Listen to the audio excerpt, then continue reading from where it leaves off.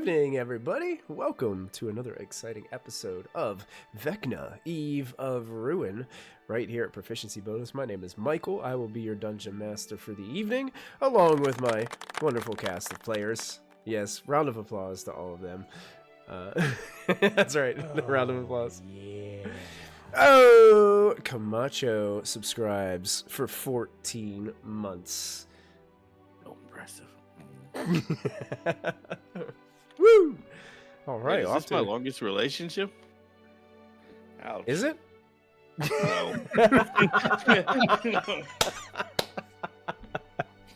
Hold on, is Nikki in chat yet? We might need some help on this one.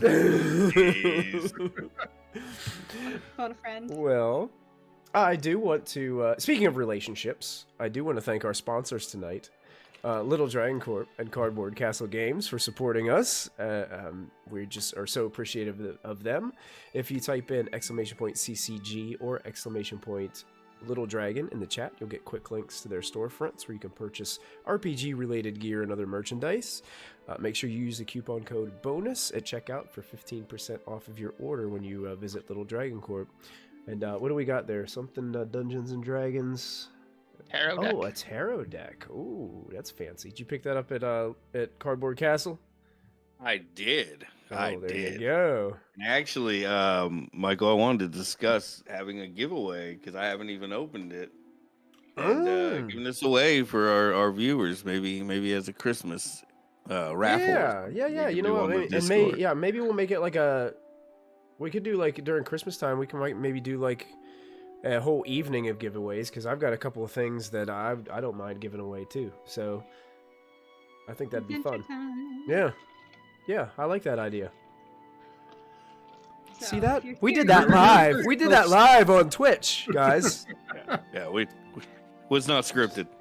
Yeah, But I totally did not. I did own this deck before, and it is great. Each card has an idea for the DM to run the story. Like one side of the card might have some artwork like this, but then the other side will suggest something like the DM, the party comes across a injured person and gives you some details about how to run a story impromptu. You know, Oh, that's really cool. improvise with it. Yeah. We'll definitely we'll organize that, and we'll get some advertising out to the community, let everybody know that we're gonna do it at a specific date. So that'll be really cool. I like that idea. Other than the other announcements that we have, I think Wild Beyond the Witchlight is on a mini hiatus for a little while. I think a couple members are out of town, and during the holidays, some people are going to be traveling, so they're going to be taking a little time off. We'll try to keep you updated in our Discord server, so if you're not in our Discord already, if you type in !Discord in our Twitch chat, you'll get a quick link to that as well, which it's already there because my moderators are freaking awesome. So we'll keep you updated on Wild Beyond the Witchlight. Friday is off this week, but we'll be back the following. So we'll be back with some more Phandelver and Below soon, as that party continues their adventure. Speaking of adventure, we're going to dive in tonight, as our party has just saved a talking dog. A treant has been protecting him for quite some time with his roots from a terrible nest of grell, these floating brains with tentacles and beaks. You guys were quick to action, defeating the grells and freeing the dog from despair. Now you guys are here with the dog, with the treant, on this area of the ship. I'll take us over to the map so that our friends on Twitch and YouTube can see. And I guess my question is, I think where last we left off, you guys were kind of like exploring this little area of the ship and looking all around. What would you guys like to do at this point? I remember you mentioned there's a bookcase in this room. Yeah, kind of like a broken bookcase in the corner there, kind of like where Orcon is standing right now. It's just, there's some books laying on the ground, and I want to search through that, see if there's anything useful in it. Okay, let me double check something very quickly. And help him Can remember that if I can get through the door. which kind of check this was. Let's make it's investigation check for me, please, Orcon, on this particular Okay. hotel. And did you say Selena was... Oh, Selena's doing it. Okay. Selena's doing it too. Yeah, Selena was exploring there. Orcon, 23. Ooh. I'll take that. Because I think you investigated the desk at first. And Yeah, I were looked unable at to the kind desk of... at first, and it was a desk. Yeah, just a desk. I think Forrest helped you out and realized, yes, it's also just a desk. It was in fact a desk. It was in fact a desk. Orcon, you discover something.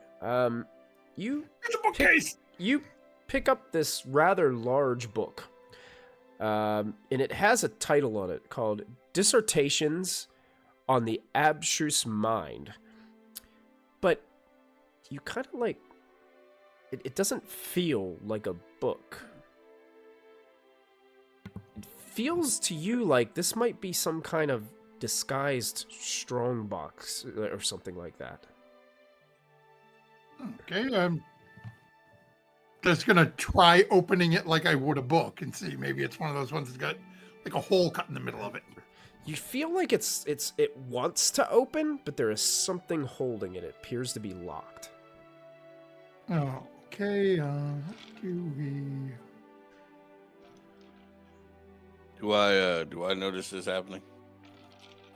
Or are you doing it out in the Probably open? Forrest and Selena are probably the only two that can like see what Orcon is doing. Orcon really isn't saying anything. It looks like he's just like shaking something and playing trying with to open.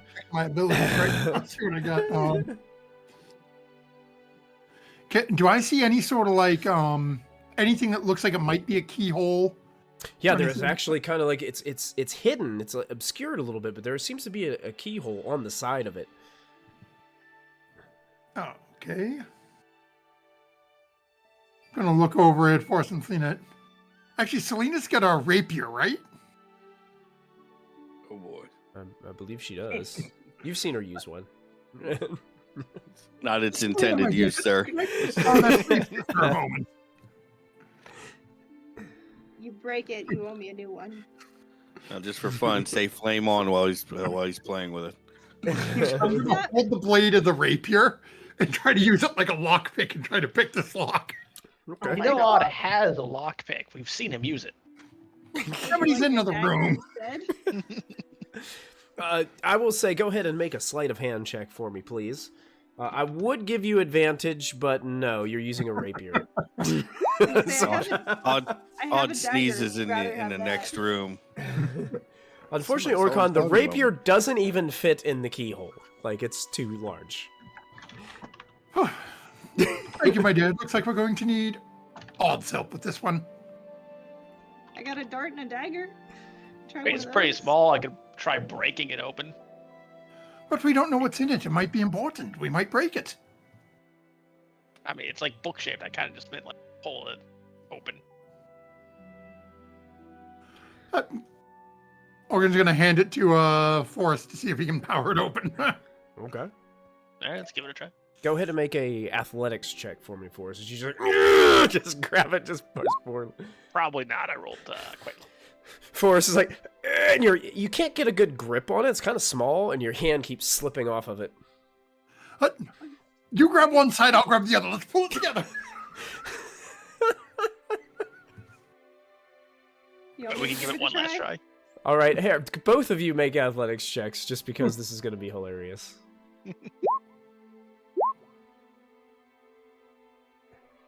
Oh, come on. I've rolled a 3 and a 2 so far. Oh no. Okay, Off to a great so start. Selena looks like she was trying to jump in there and help too. So here's the way I'm going to rule this. So Orcon, you're holding one side, Forrest grabs the other. You guys start to pull on this thing. Selena just like barges in the middle of you, and as like it almost seems like it's going to open, but it's not opening the whole way as you guys are. Selena comes up and just rips the thing open. And Forrest, your hands slip and you go flying back up against the wall, trip over a few books, and land in a pile of books over in the corner by the bookshelf.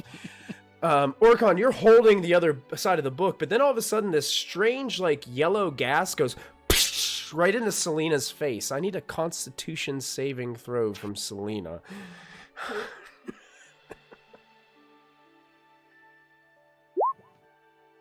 Ooh. Would you like to Even spend with the any plus resources? 5 from my aura, I don't know if that's good. +5, yeah, that's still gonna fail.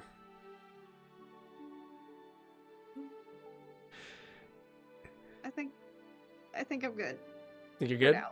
Okay, here's the good news. You don't take any damage. But you feel very sick and lightheaded. Orcon and Forrest, you can see that Selena is very, almost like pale with a tinge of greenish in her flesh.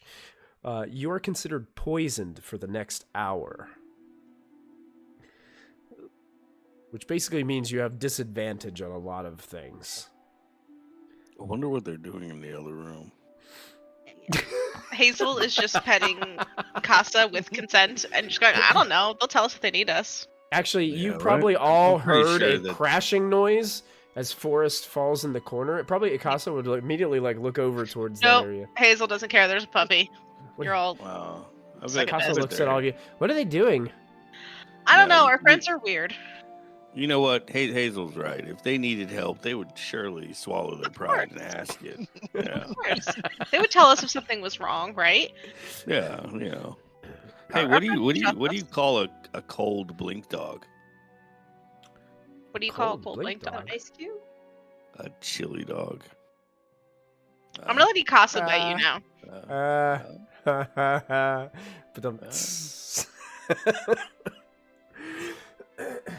But hey, Hazel and Odd, you guys do notice that every time Akasa talks to you, Mhm. he's wearing a collar that is embedded with these gemstones, and every time he talks to you, the gemstones light up. Ooh. That makes sense. Hey, And dogs Casa. can't usually talk. You're not here. Yes? Hazel will motion to the collar. Did someone make that for you? Yes. Oh. I'm not sure who made it, but Davros gave it to me. That's pretty nifty, actually. Do you like talking, or do you sometimes wish that people? I know do. what you thought of I them. do. I do like to talk. I'm a talker. Me too. Sometimes. I like talking too. It's when other people talk that I wish they would stop. Yeah, I kind sometimes. of wish there was a collar to put on people to make them not talk. Right. Akasa all of a sudden looks over in the room. You guys hear Selena coughing in the other room. Are they okay? Mm. Hazel You know. just points to the wall and will cast message in Selena's direction, and just with message. Selena, you good? Eventually? No. Oh, crap. Hazel just goes, "Oh I'm crap," and sleeping. runs. Trying to help. Hazel just yells, "Oh crap," and runs out. Gagging halfway through. Look down at Casa. Hey, I like your caller ID.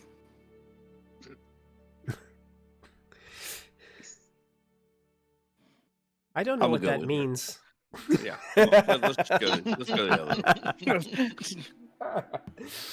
All right, You know, so Orcon's on the floor looking for whatever fell out of the book when we all ripped yeah, it apart. that's right. Actually, Orgon, as door's you're looking on the floor, you do find that there is a potion bottle that contains a very dense purple liquid that has an ovoid cloud of like pink floating in it. And you find a small journal with a black leather cover. There you go. Open the book. Okay. You can see that this is a... At Selena, towards like Selena and the others. 'cause Last book we opened poisoned people. I don't want to get poisoned. No poison seems to emerge from this book when you open it in Selena's direction, as Selena ducks and covers. Good news. There's no double poison. Again. Yeah, that's right. That's right. Every book you guys open will be poisoned. worse. This you can see in the first couple of pages, you see that this journal belongs to somebody named Inge and contains writings in common, and I don't know if you can read this or not, but there are some other markings in it. Do you understand how to read Celestial? Yeah, I think. I Me don't and know Hazel do. what alphabet Celestial uses. Is it its own alphabet? I don't know. It just says ratings in common and celestial. Okay, I'm going to Yeah, go you would with have to have no then, language because proficiency. I can speak Yeah. primordial, but Right. But it seems like there's a bunch of information there, and there's a little sketch of something that looks a little similar. It looks like a piece of the Rod of Seven Parts.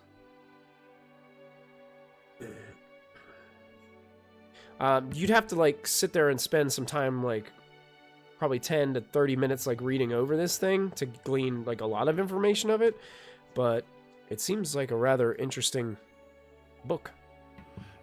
now, if I remember, and I don't know if this is player knowledge or character knowledge, was Orkhan in the room when we were told what the name of the captain was, and that she kept a journal about where they kept the rod? I think that was after we killed the Yeah, Slod, so we were all in the same I think you room. were all in on that conversation. Yeah. And then Orkhan's going to sort of look at those in the rooms, especially seeing, did the dog come in too or no? Oh yeah, dog's there. Hold on, I'm just... But you guys also have known from talking to Akasa and Deverus that they weren't members of this crew. They crashed into this debris Okay, that's right. later on. Yeah, so Orkhan is going to look over at Hazel and towards Odd, because he remembers that both of them understand. And Sylvan is going to say, I believe this is the diary of the captain. We may be able to figure out how to disable the whatever it is that's holding the piece of the rod. I'm saying this in this way because I don't trust that animal in the other room. I don't know whether or not it's going to... It crashed into this ship. We don't know if it can be trusted.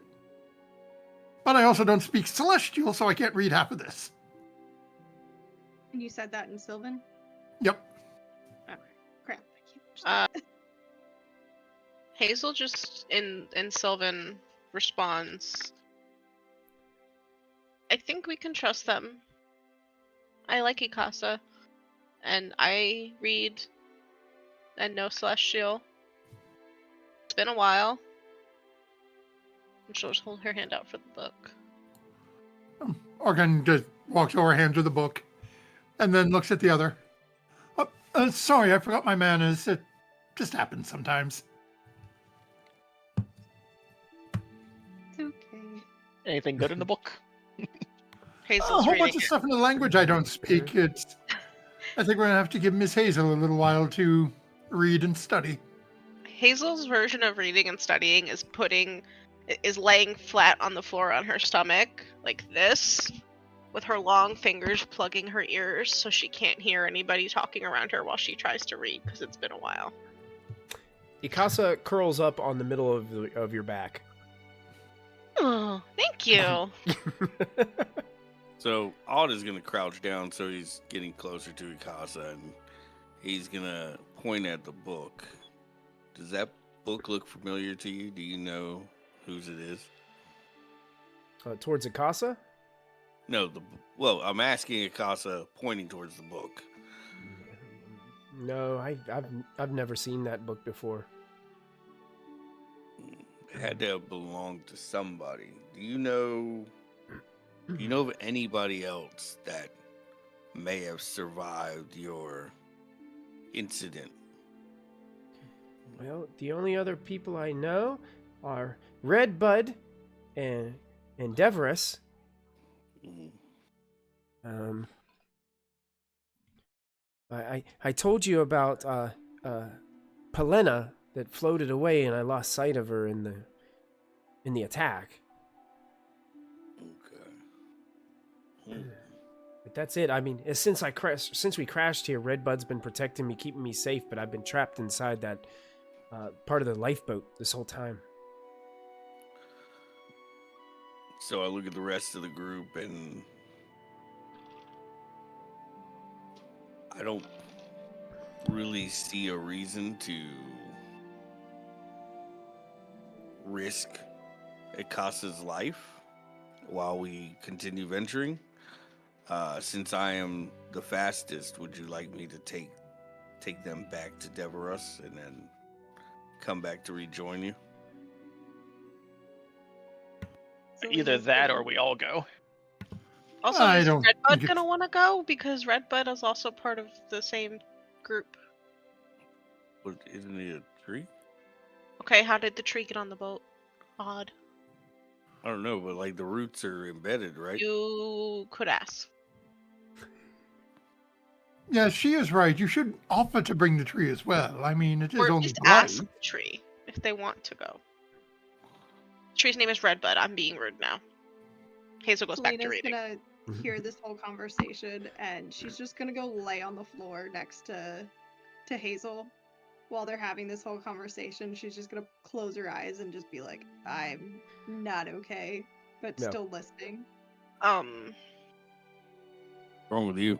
Hazel will just take one arm and just throw it over Selena and like hug her into this now cuddle puddle forming on the floor Cuddle puddle. as she's still trying to read but is easily distracted by everybody.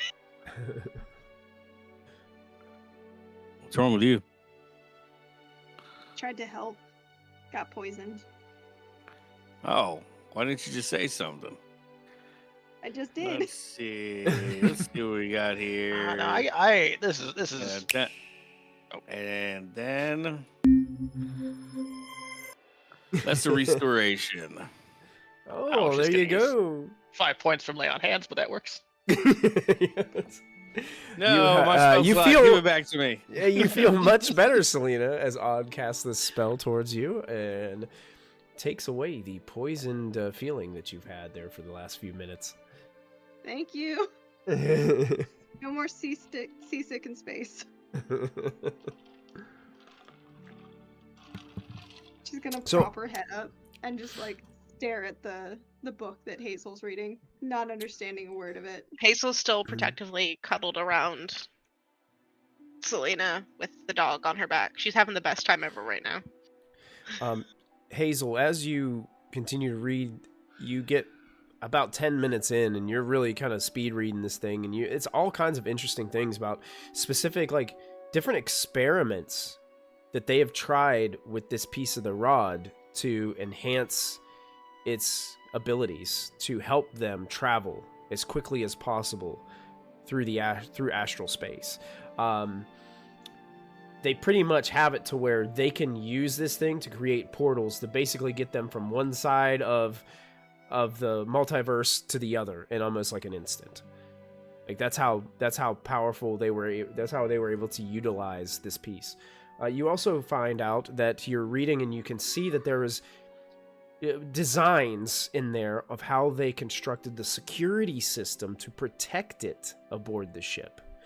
And you learn about the ward runes that were placed, and you got the exact map. There is a ward rune in this very room that you're in, and it's carved into the wall above where that corner bookshelf was. You also see that the other ward rune, which you guys already know the location of it, was carved into the bed frame, the headboard, in the stateroom where you guys met Figaro. Those were the two runes that helped to safeguard in case of an emergency. You also learn the passphrase needed to disable them.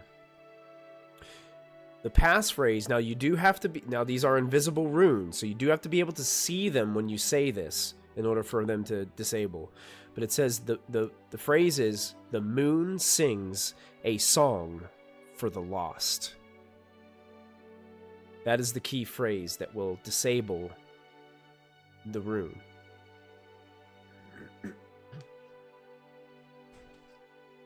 Sharing is caring. Still doing this and going la la la la la la la la la la la while she reads. Sharing is caring. And really, after about 10 minutes, like you think like that's all the important information that you think you can gleaned, that you actually like understand. Some of this stuff is like really wild stuff, especially the experiments with the rod piece. So, help me / Hazel out here, my lovely DM, because our brain is not firing on all cylinders today. The space we're in now is the crashed ship of Ikasa, Devros, and others that were not part of the bigger ship that crashed into Havok. No, the place Or it's you're all in one now is a piece It's a piece. of It the is a piece of the Lambent same ship. Zenith. Now, Okay. another lifeboat from another ship Okay. crashed into this piece. So the It is- lifeboat where Ikasa is the one Was that an- crashed. was Separate. crashed into it, separate. Okay, And okay, Redbud okay. was also aboard that. I felt for a Mhm. second I got my wires crossed and thought that like, Yeah, it's almost like two different ships here are collided. thank you. Yeah. My brain was like, Mhm. there's too many ships and a weird dead god body, and I don't know what's happening. Okay. Hazel closes the book and is gonna pass it to Selena, and will just say, "I'll translate for you next time we're sitting still for a while." And then she is not getting up from the cuddle pile. She's actually like rolled over and is like patting Ikasa. His leg starts moving rapidly. And she'll just look up, and she's kind of looking upside down at everybody else from her point of view. And we'll just say, "So I think I know where all the things are, and I think I know how to see them, and I think I know how to turn them off." They would. What? You can see them. Well, I think I know how to see them. I haven't How? tried it yet. I mean, they're just invisible, right? Yes, but I know the magical phrase that'll make everything stop being evil and trying to kill us when we try to get through it. So So where are they? Where do we need to do this at? Hazel points at like the bookshelf upside down, kind of wobbly, like, oh no, like over there somewhere. Hold on. Oh, I gotta get up. I don't want to get up. Orkan, she's basically pointing like right over your head behind you. Sort of walk up and just sort of rubbing where she's touching on the wall to see if I can feel anything. You don't feel anything. Selena's gonna offer, "I'll hold Ikasa, or Ikasa can sit on my back. Stay comfy." I'm just. Oh, sure, that'd be great. Hazel frowns We can and see. stands up, pouting that she had to leave the cuddle pile. How big is Ikasa? Orkon's watching this dog that's probably bigger than the halfling, trying to figure out how to lay on the halfling. Probably like a beagle size. Oh, Okay, so like taking up Medium my whole dog. torso, and then Yeah. probably like torso, half my legs.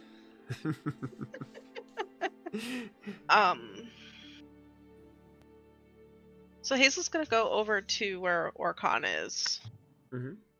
and looking at the bookshelf, and is gonna reach her hand up and tries to think back to that moment.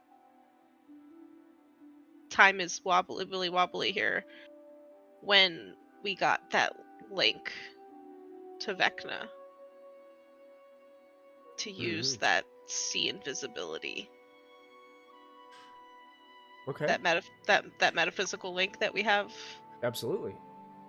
Says So in you're addition, casting can you your cast see invisibility without using a spell slot. I Okay. can't use it again until my next long rest. So Hazel reaches out towards this wall. You guys are watching, and all of a sudden her eyes begin to glow with a purplish glow. Hazel, for a brief moment, you kind of have a little bit of an out-of-body experience as you hold your hand out towards this rune. And Pretty you normal see, for Hazel. You see a skeletal face coming out of the darkness towards you. A purple kind of glow behind the skeletal face. And it looks at you and says, "It only takes one eye to see it clearly." And then all of a sudden the sparkles of purple energy kind of disappear, and you see just one gleaming eye there. And then as you do that, you're able to see, and I'll put this on the map layer, there is a rune on that wall glowing purple.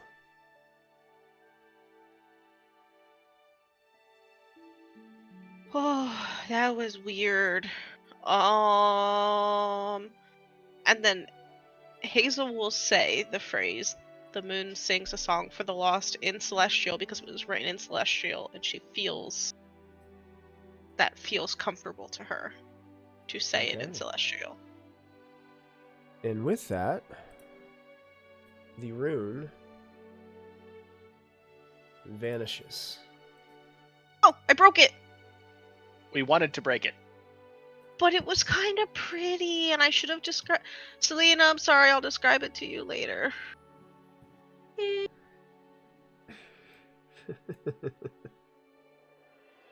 Okay. Actually, in the rune too, it almost looked like it had a shape of almost like a crescent moon. Yeah. Hazel will tell Selena that, and then just say, I'll give you more details later. I'm sorry, I'm really bad at telling you things when I should tell you things. I think that one's done, guys. The world looks a little weird right now. Do I see anything else invisible since this is happening? No, you don't see anything else invisible. Okay. How long does that I'm checking see right now. invisibility last? 1 hour. 1 hour. Okay, gotcha. So I Hello, have cat.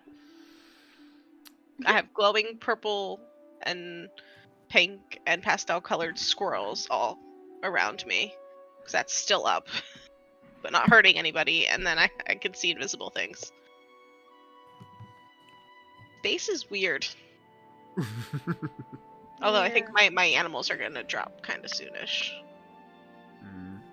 Now, here's the interesting query is, now we know how to break them. Do we need to go examine the other end of the ship before unlocking the door? What if we unlock it and somebody absconds with our treasure? Yeah. I think. And it The might only be other best to option make I sure can that think of is everything's if half okay of over us there go there first. and the other half go to... And someone stays there to grab the thing, or a couple people stay there to grab it before. When And I'm more than happy to go grab it if you feel that is the best use of our time. Let's go over there really quick. But Take I that. also know that Odd wanted to bring... Well, we have to go back that way anyway, because that's where the other ward rune is, according to the book. I don't want to take the dog to unfamiliar territory. Yeah, We let's still take need to have a conversation with what was it, Red? Red Red bud. bud. Or red. The Red Brand, yes. Let's go get everyone together and get going, and then Come on, Akasa. Let's go bark up the right tree. Oh, that sounds like a good idea. Hazel's gonna go over to Archon and quietly and Sylvan just go. Seeing things that no one else can see isn't as fun as I thought it would be, because it's actually there. It's not in my brain. It's funnier when it's in my brain. Yes, but at least it's not a person. There was a skeleton though, but we'll talk about that later. I think Mr. Whoozy Whatsy could see me. Oh. Oh well. I don't think anyone else should use Is it he for a still while. here? No, I don't see the skeletal head anymore. Anyway, and Hazel skips off. As Odd approaches the tree. Oh, Christmas tree. Oh, Christmas tree. How lovely are they, branches? But yeah, so you guys kind I'm of gonna look at back Forrest. up through. What is this Christmas he speaks of? Presents. Oh wow, you did it! You saved my friend Ikasa. And Ikasa's like, Redbud, thank you for protecting me for so long. Those creatures were awful. And I couldn't escape. I couldn't use my ability. And Redbud kind of looks, I know. I'm so sorry, little guy. And they look like they're just having this moment of They've probably been able to like speak this whole time, but you know, being trapped there, they weren't able to do anything. Thank you all for coming and saving my friend. What's happening now? We plan on reuniting Deverus with Ikasa. Will you? And perhaps you, if you can leave. I think I can manage.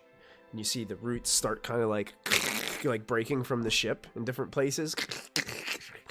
And he breaks free from the binding of the ship. And Odd puts away a dagger. That was one way. and actually, you see the tree actually start to float. Nope. Oh, the How power much smarter of is one's the tree than mind. all of us? Good question. Tell I me don't the know. tree outstrip, please. I wanna see if the tree outsmarts Some of us. anybody. Let's see. I'll be able to tell you in just 1 second. Open link in new tab. Well, what was it? 5 times Your intelligence score. your intelligence score. Oh, I have to do math. Or you can just tell us the intelligence score. So 5 times 2, we got 10. Well, what? I mean, you're moving at what? 40. Well, he's got a 12. So is he So he's faster? 60. He's faster than me. He's faster than me. you. Look at Faster that. than everyone, but like odd, I think. He's tied with me. Not very dexterous though. Trees, they're not agile. How's Ikasa doing with the flying? Good question. Let me check on his too. Mikasa has. Let's see how he does. Not quite as fast. He only has a 10. Still faster than me.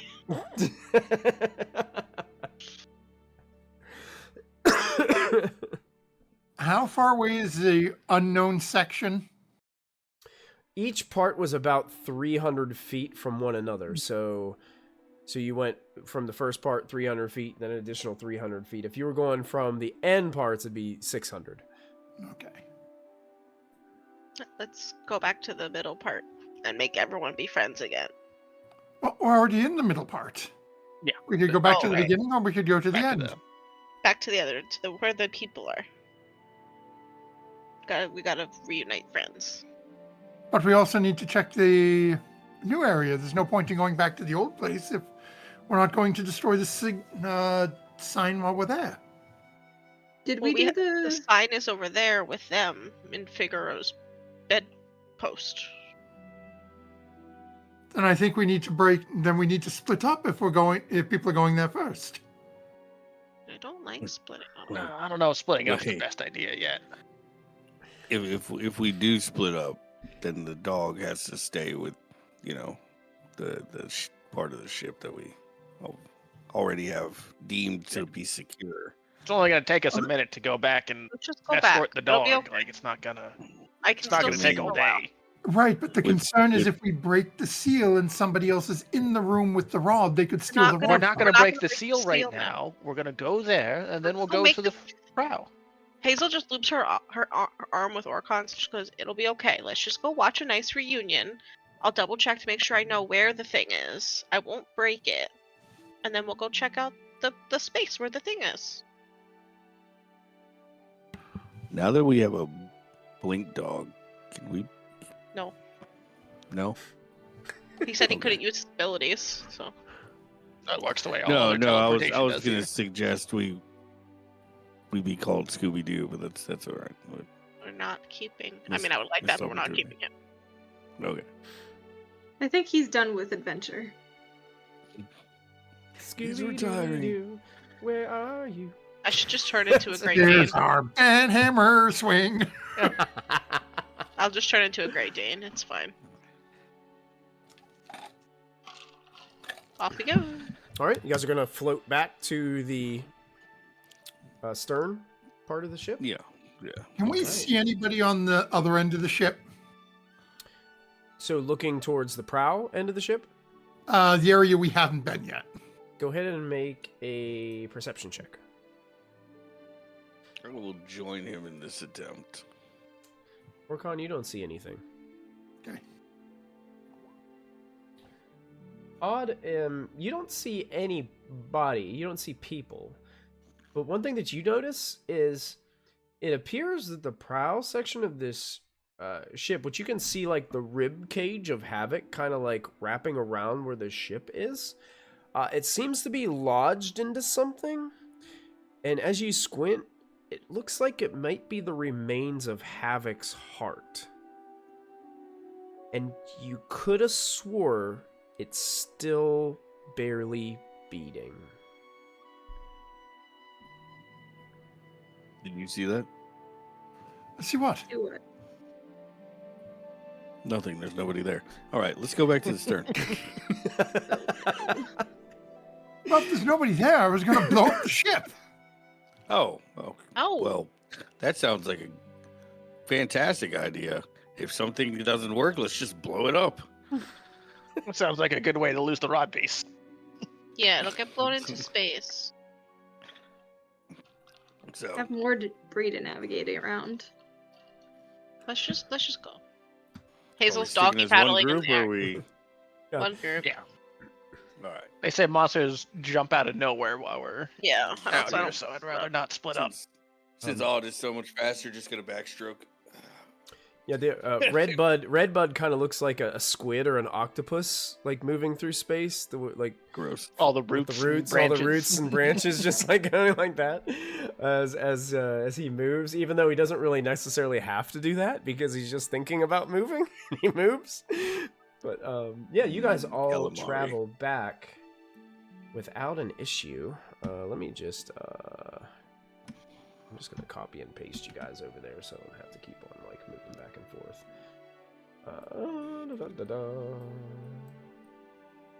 I'll just put you guys right here because that's where all my tokens are. Too early to be yawning. I saw that. On that thing. Oh, I'm It was trapped space outside missing from again. mind. Oh no! Oh no! How about that? Oh, hey, cat. Hey, there we go. Hey, it's Mage Hand. Yeah, Mage Hand's still Oh, hanging out reunited. Devro there. and Sirit. Deverus sees Ikasa coming back and immediately looks overjoyed. And Ikasa kind of rushes up to him and like does the dog like putting the paws up on him and everything. And it seems like Deverus just like reaches around the dog, gives him a big hug, and it's like, Ikasa, you're alive. You're alive. You're safe. Oh my goodness! And kind of like pets him a little bit. Yes, I've unfortunately been trapped all this time.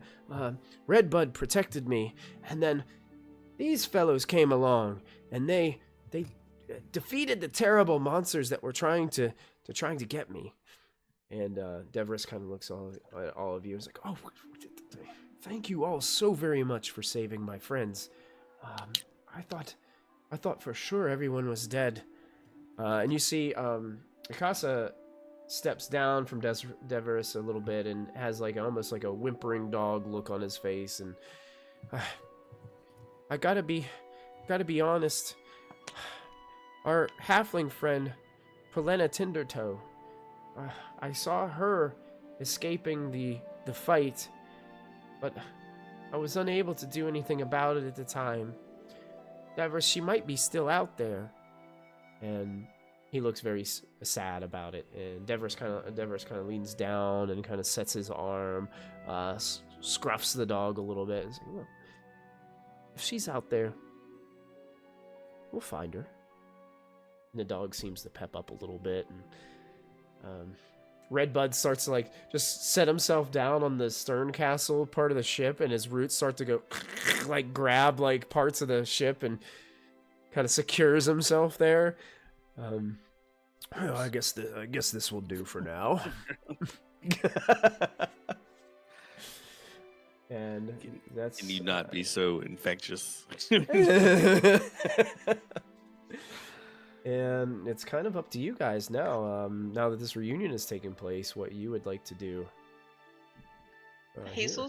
gonna, once the cute greeting of friends is over, is gonna run to the room, to Figaro's room, and look for the symbol with her see invisibility still up. Oh yeah, you see it clear as day. The purple crescent moon is carved right into the center of that of the headboard of the bed.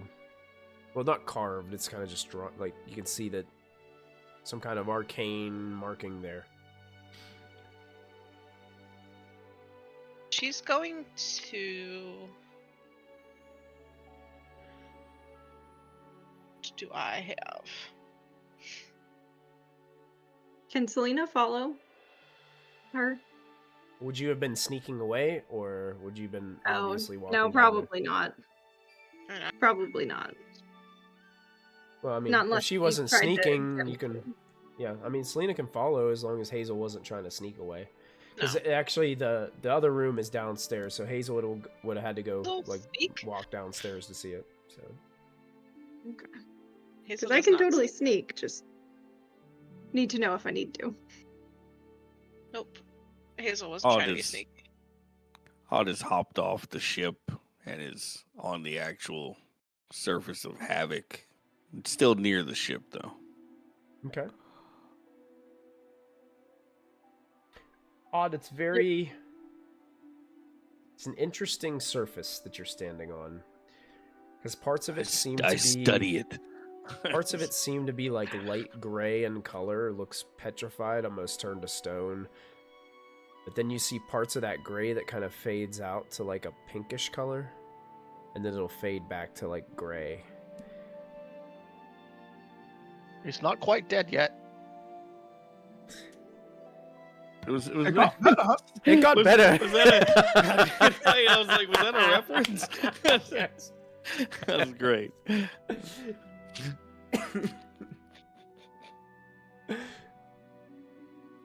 Orcon would be out with Odd, like in the same area, not really near him though, but staring towards that ship, still holding that his strange like pipe horn looking thing with the lion's head on the end of it.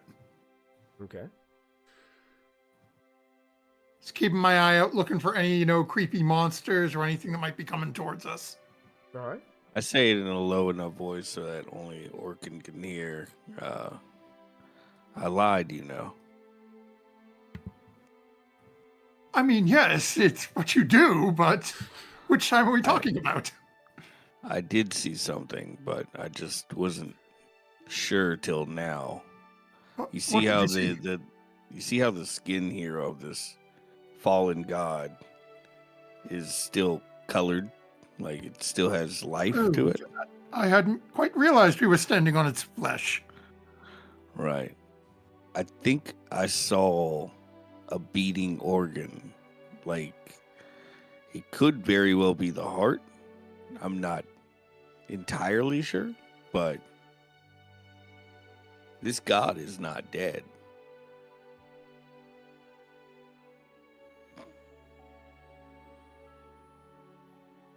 I mean, it's been described over and over as dying, not dead. Thank you, Forrest. A spy! Forrest is just hanging over there Peanut listening to your whole gallery. conversation Peanut up there. Fair point. Hanging off the edge like Hazel was when she was reading. I imagine like the two Muppets that always like, oh, look, they're terrible. Waldorf. That's-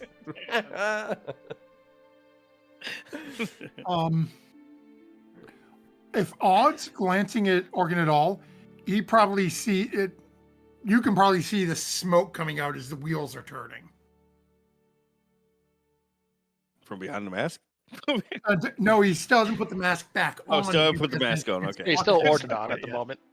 Okay. Technically, he's still Oderdon. Nobody knows empirically that he's Orcon, but I think people might be starting to figure it out given what he's doing.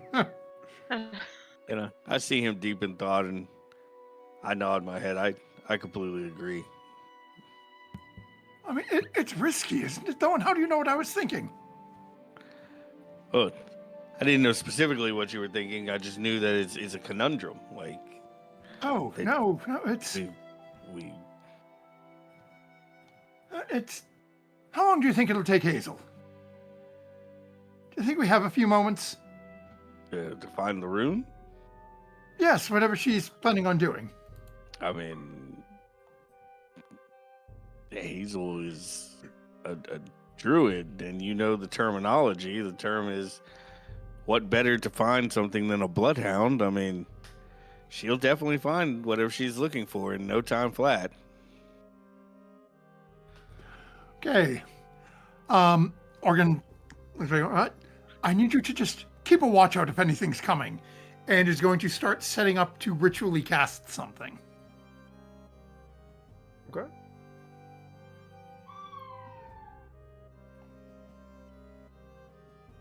My children are excited about that. Okay. Okay. Well, he's doing that, and Forrest is watching everybody because Forrest is the only one who has any self-control, it seems.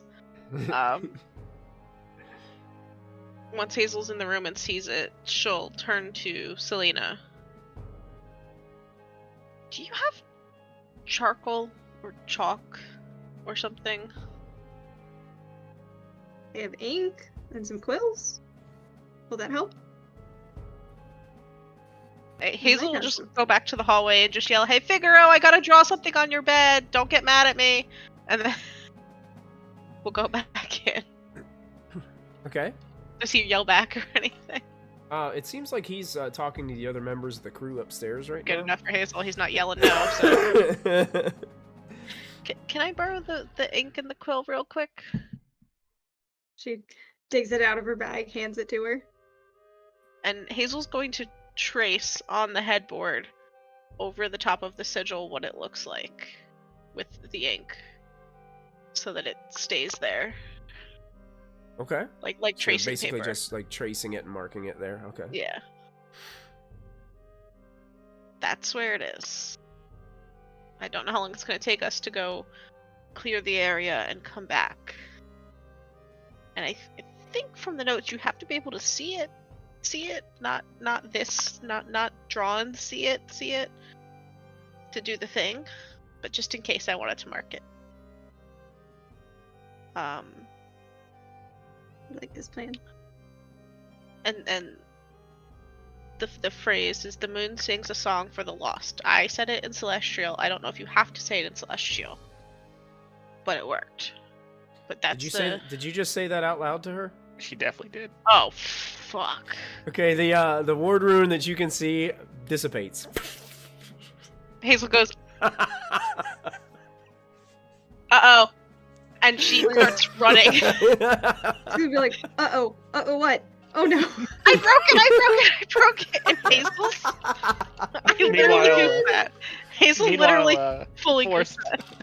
Forrest is gonna wander off to like their kitchen area looking for a drink as everyone just split off in directions as soon as we got here. Hazel runs up the stairs screaming, "I broke it, I'm sorry." Forrest and like jumps walks out. off He's the got side this. of the ship. He's got a big mug of ale, or whatever you would normally drink. Hazel's whatever not they've got. smart. Maybe Hazel is maybe a not handful smart. of like fresh fruit. You don't know where they came from. Yeah, he does. He picked him off the tree. That's right. That's right. Can we hear her screaming? Oh, Hazel's She just Smoking launched it. herself off the Wow. and But- and has yelled, like passes Forrest, passes everybody, is just screaming, "I broke it, I'm sorry, ship. and has launched off the ship. And is I'm flying reading as my fast as she candles can. as I started setting up. Wait and I'm for doing everyone shapes. else. No, Hazel's freaking out. She realized she did a big oopsie, and she is like, "You guys have never seen her look like this." And she's like, "Be faster than me, please. I'm so sorry. And she's like trying to like swim her way faster Okay, so are you trying to get to to the point where we believe the rod is, to the far point. So you're gonna go just trucking it, trying to get Trucking 600 it. feet over there. Okay. How about the And rest of I you? am- Just immediately pursuing. I'm immediately gonna pursuing, slam and the I'm drink eventually down going to on the table. overtake her because I'm faster than her. Okay. So you guys, yeah, eventually you do like overtake her, and you guys are like just cruising along. Is there anything you want to say to her as you're kind of like getting close to her? You guys are Iron Man flying, like through the air towards. As I sort of catch up and get past her, don't worry. I'm just gonna keep going. If you hear the horn, it means there's a problem.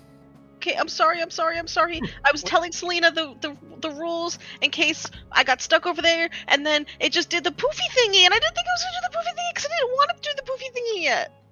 It's okay. I got the notes. Don't worry. Hazel's doggy paddling. And as Orcon is saying that, don't worry, Hazel. That's when, and all this like excitement, and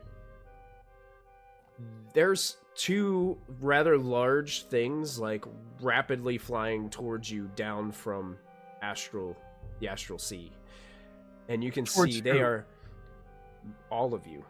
Okay. And they look like they're swimming together, and they look like they're moving in a way that you've seen some very large sharks move. And I'm gonna have you all in just a minute. We're gonna click on. How far away are they? I will let you know that as soon as we start combat, because they're close enough to engage. First, does it have to be combat? I mean, can we engage in like a dance battle or something? There you go. Peaceful. Dance battle. That sounds fun. I'm going to move you to an interesting map. It's not really going to give you, like, this isn't going to be accurate when it comes to, like,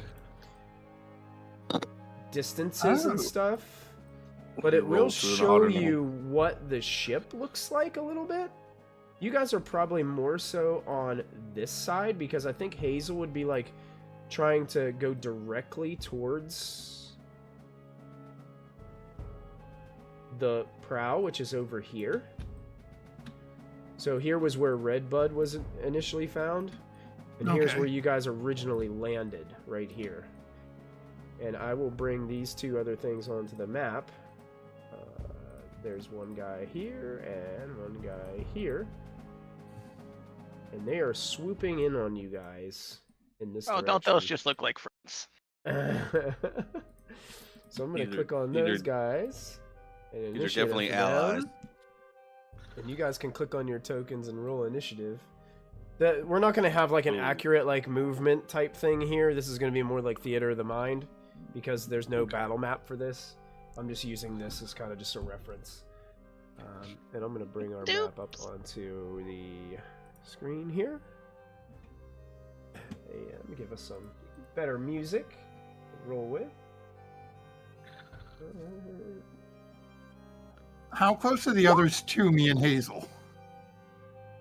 Oh my god, he figured out how to get to it. You guys are probably all as kind of like a group. I wouldn't think you guys would be split up that much, because Hazel was rather slow flying, right? Hazel's slow, but everyone else is much faster than her, except for Horns. Not only Odd, I think, is much faster. I feel like Odd could have jumped off way after us and still be ahead of us, but maybe he doesn't want to be anymore. Odd's at 95? Right? Something like that? No, I just turned 41. Thank you, though. Jeez, I'm at 60. Age at 95. Dude, he's got to be close. No, it's 85 because you're 17, right? 19. And then sent you to 19. Oh, you're 19? Then yeah, 95. Yeah, 19. Yeah. That's close. So would you have like passed this group, or would you have been kind of following behind? Not knowing where their destination was. I mean, I'm sure I could have figured it out, but not knowing for certain.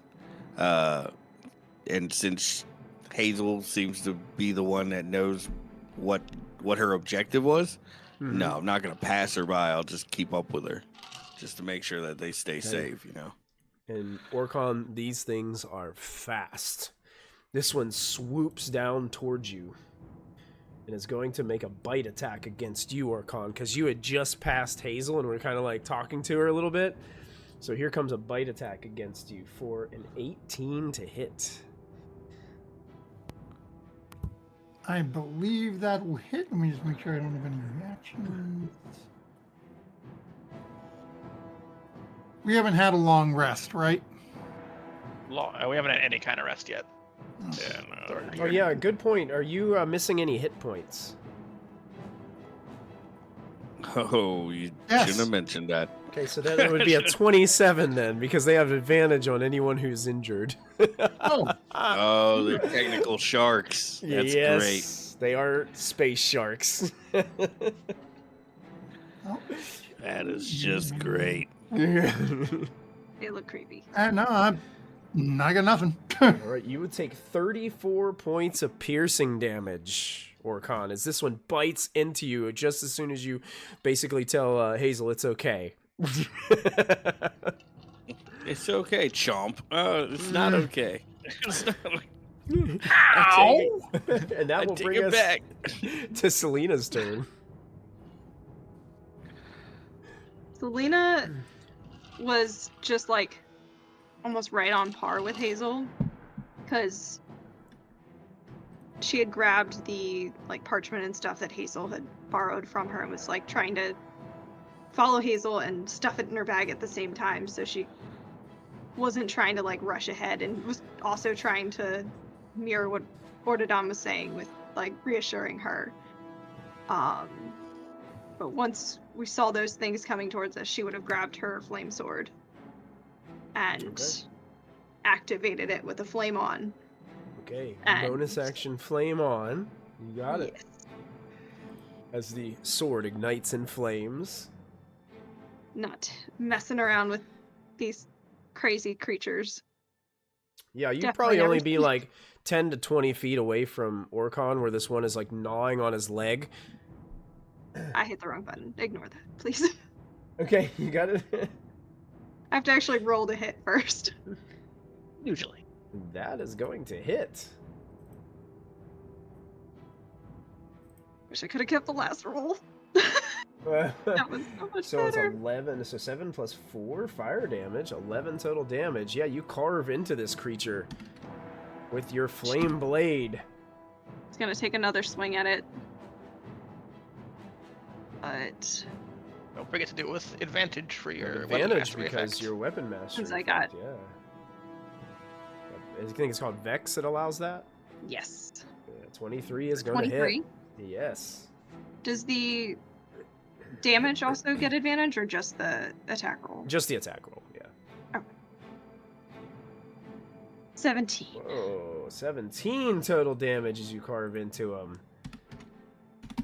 Then she's gonna take one more at that one that's right in front. 15 also 15? hits. Yes. And 14 damage. 14 damage. Yeah, and with those 3 swipes, Selena, you can see that you're carving into him. You're carving into the flesh, but it's got some pretty thick natural hide about him. And he lets go of Orcon's leg and starts kind of almost like seeming like he's going to shift and swim in your direction. Uh-oh. I'm gonna And end your- my turn And there. your turn, you got it. Orcon, what would you like to do? Okay, how close are these things to each other?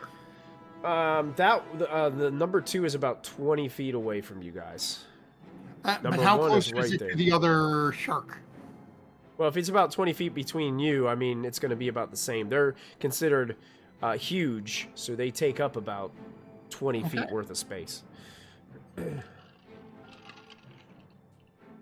Okay, crap.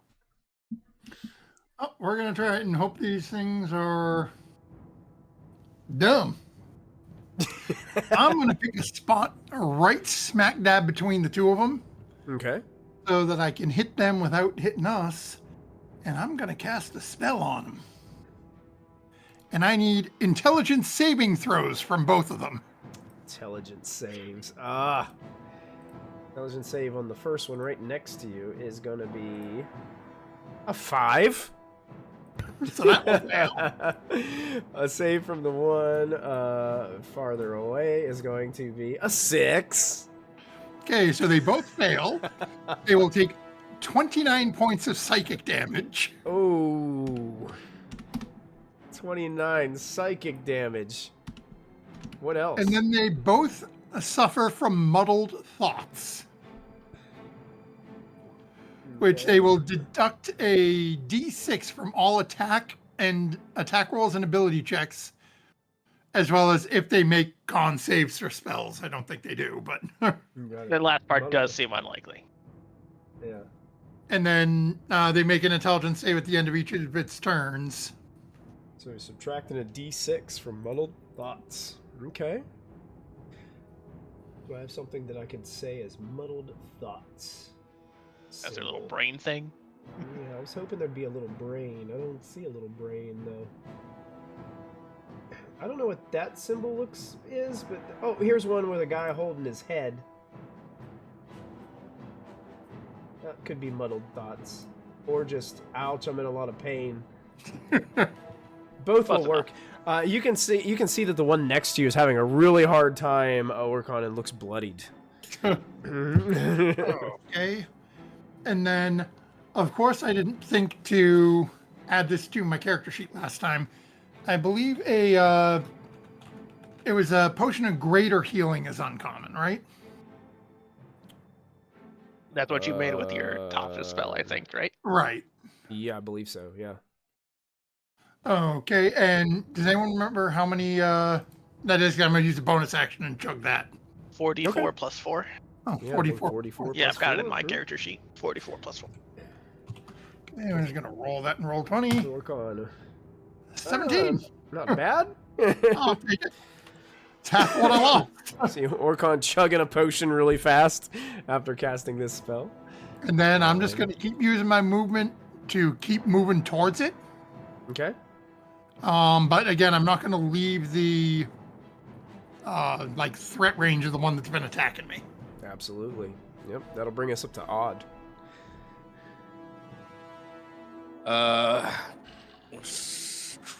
He just attacked number 2, right? He attacked hit both of them. Yeah, he hit both of them He with the attacked spell. them both. Mhm. Okay, show off. I am going to, seeing his success. Let's see here. Attack roll or save. Alrighty. I'm going to Night Scaver 1. Cast a spell here, and we're gonna need a intelligence saving throw of 16.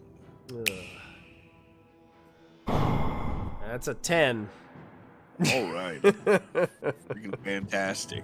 Hit him in the brain. All right, where Selena is standing, we'll say like right here. This little 5-foot square that's theoretically there. I know we're doing theater of the brain.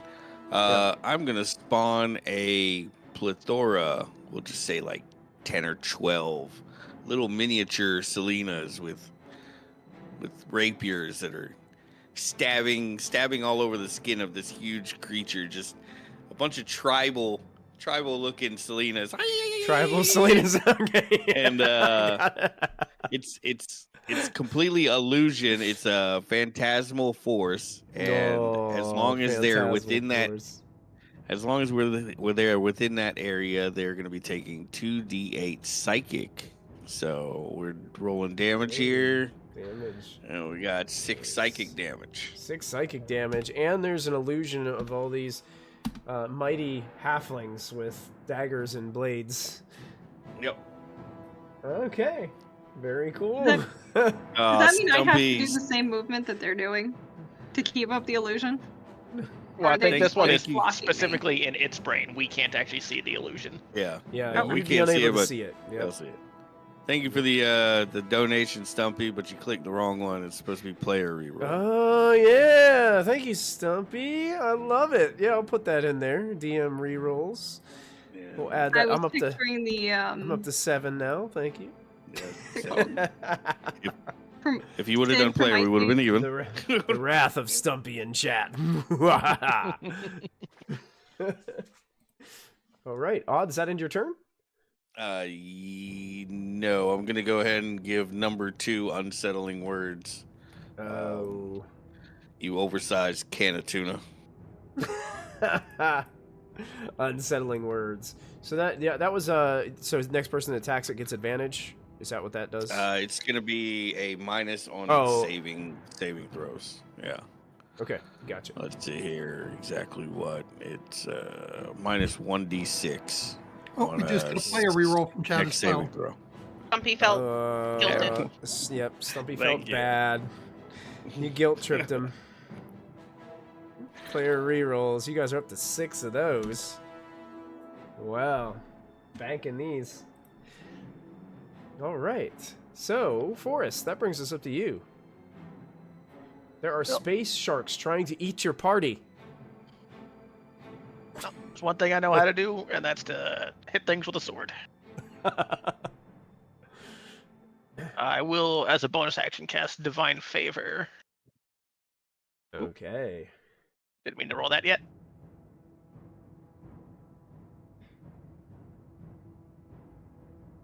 $13 to hit. 13 does not hit. Would I you didn't like to think spend so. any resources? I've got a bunch of them, right? Oh yeah, you got a bunch of them. I'll use one of those D6 inspirations, I think. All right, roll a d6. 5. That does, in fact, turn it into a hit. As the Sunblade makes contact with the flesh of the creature. That's 13 radiant plus 7 more from the Divine Favor. 13 radiant plus 7 more for the divine favor. You carve into it. It looks very badly injured, but it's still swimming through space. Yep, one more attack. Wow. I Yeah. have to imagine that hits. That's going to carve right into it. Nice. 16 radiant damage. And another 16 3 radiant from Divine Favor. plus another 3, and with that, you basically separate the head of this shark from the rest of its body with one quick slash. And it just slowly, like, floats in space for just a moment as it starts to just move That's slowly away considered from homicide where I'm from. In that Go case, get a I spin. will. Go get a spin. We can make soup. In that case, I will move over slightly to try to like put myself between it and as many people as possible. Okay, perfect. Hazel, what brings us to you?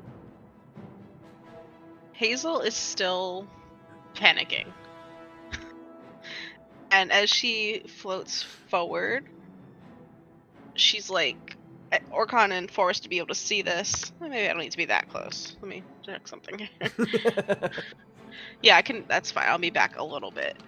And she's just crying, and they can kind of see that she's actually crying because she feels really bad for trying to like be smart for once and then messing it up. So it's half shame, half fear. And she's going to cast Starry Wisp at the Knight's Giver. Okay. I cannot remember if that's a saving throw or an attack. It's an attack. I only make 12 though. Yeah, that's not gonna hit. Would you like to spend any resources? No, I think it's fitting that Hazel misses because she's crying. Okay, you got it. So the starry wisps. My does own not punishment. meet its mark. Says one who's not about to get eaten by the shark. Stand put then? Yeah, she stays there because she's feeling guilty. Okay. She's just a mess right now. Now, Orcon and Forrest, you guys are the closest to this thing. It looks vicious, terrifying, something of nightmares. You can see its razor-sharp teeth. It seems to have a fixation on Orcon, though, because Orcon seems to have some wounds. So it is going to focus on Orcon and try to bite Orcon, and it will have advantage on the attack roll. And a minus D6. And minus d6, so let's see how it does. Gonna help. That's a 27. You can roll a d6 and see how much it subtracts it. Yeah, no, we don't even need to. That's Okay. We're good here. I'll roll it anyway. I would have made it 25. 25. So you take 21 points of piercing damage. So not nearly as bad as the first one. And it's just going to continue to like just sit there and chomp. Great. That brings us back to the top of the round with Selena. So I had a question on Vex. Mm-hmm. It says I have advantage on my next attack roll against the creature before the end of my next turn. Does that mean I get advantage now because it's my next turn? No, it would have been, so if you hit on your first attack and you Vex then, your next attack had its advantage and then benefit's gone. Right, but she hit on her most recent no. attack. Because it is by the end of her next turn. By the end of So her next she- if- turn. So technically, I think the you last- would still have I advantage. think it perpetuates from the wording. Yeah, as long And as you then keep part- hitting, I think you're good. Part 2 I will of that say hit. this is not the same one you hit last turn. That one is dead.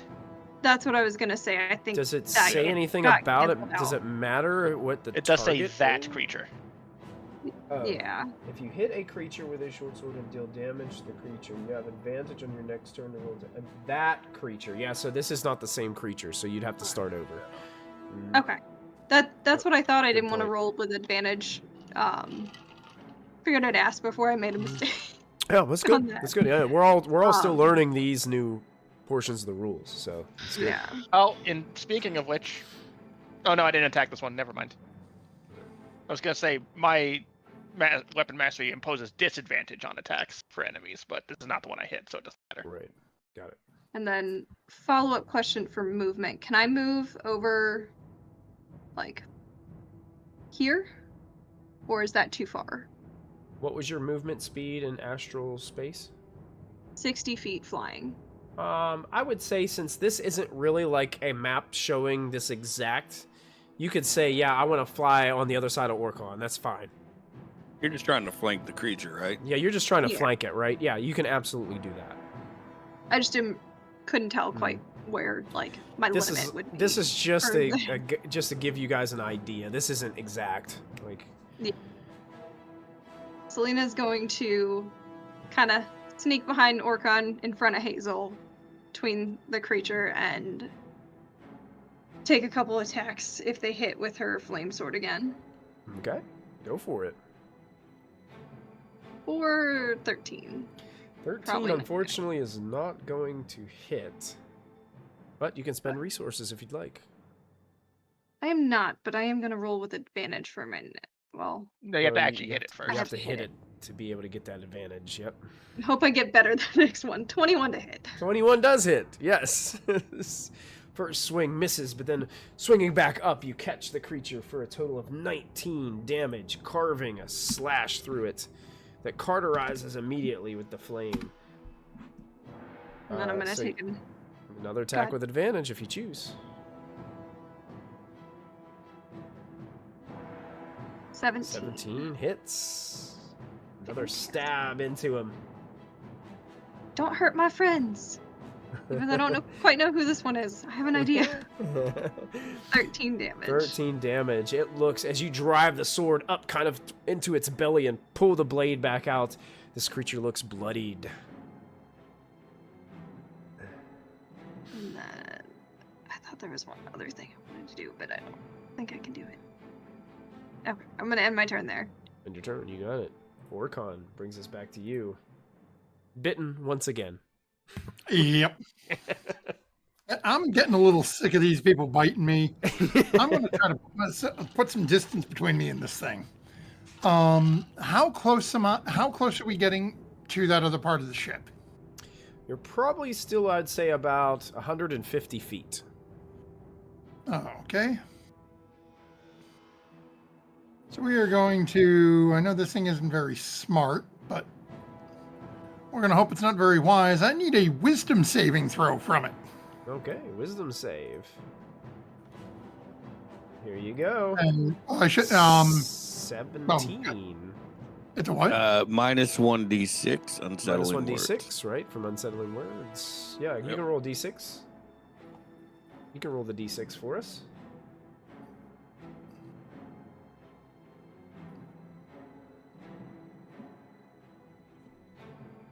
I don't know who you're pointing at me. You. Oh, okay. Your ability. You like- it's your ability. like- you cast a spell. Go ahead and roll it. I'll Jeez. let you. Oh no. Yeah, Maybe I should have rolled This is it. why you shouldn't have made me roll it. I was looking at Matthew like your attack. 16. Is that going to do it? 16's going to fail. It's going to fail. Look at that. Well, and I realized afterwards that I'm assuming it's going to do this. I am using my action to dash. Okay. And I am running towards the ship. Okay. So the spell I cast is on myself, which is Sanctuary. And that's So I just realized I probably worded that wrong. I'm leaving its... Bonus. is that a bonus action Sanctuary to cast? Yep. Okay. Got it. So you're leaving its threat range, so even though you cast a spell on yourself, so it needed to make the wisdom save to attack me or attack to attack somebody else. Okay. Well, it's an opportunity attack. So does that mean it gets to attack somebody else for its opportunity attack? Or no, because I would say it would just be lost because it's only trying to attack you on your way out. Either choose a new target or lose the attack. It just loses the attack. Yeah. So then I'm burning my flight speed. It's 50. So dashing, I'm 100 feet. I'm going to be right next to that ship. All right, you got it. Sounds good. Orcon booking it towards the prow segment of the ship. And that brings us to Odd. Odd has a single teardrop as his little midget Selenas are all gone now. Yeah. He's going to turn to his new target and give him a spray of cards for a deck save of 16. Deck save of 16. Yeah. 8. Oh, that's not quite These there. things are terrible at saving throws. I know, right? I'm thankful So because you're rolling every like other 30s on your attacks, man. I know. every other creature had like saving advantage on magic, and I'm like, thank God these don't. Here we go for the damage roll. Not bad. You can do 15 force damage, and the target is blinded until end of its next turn. Oh, it is blinded. Ugh.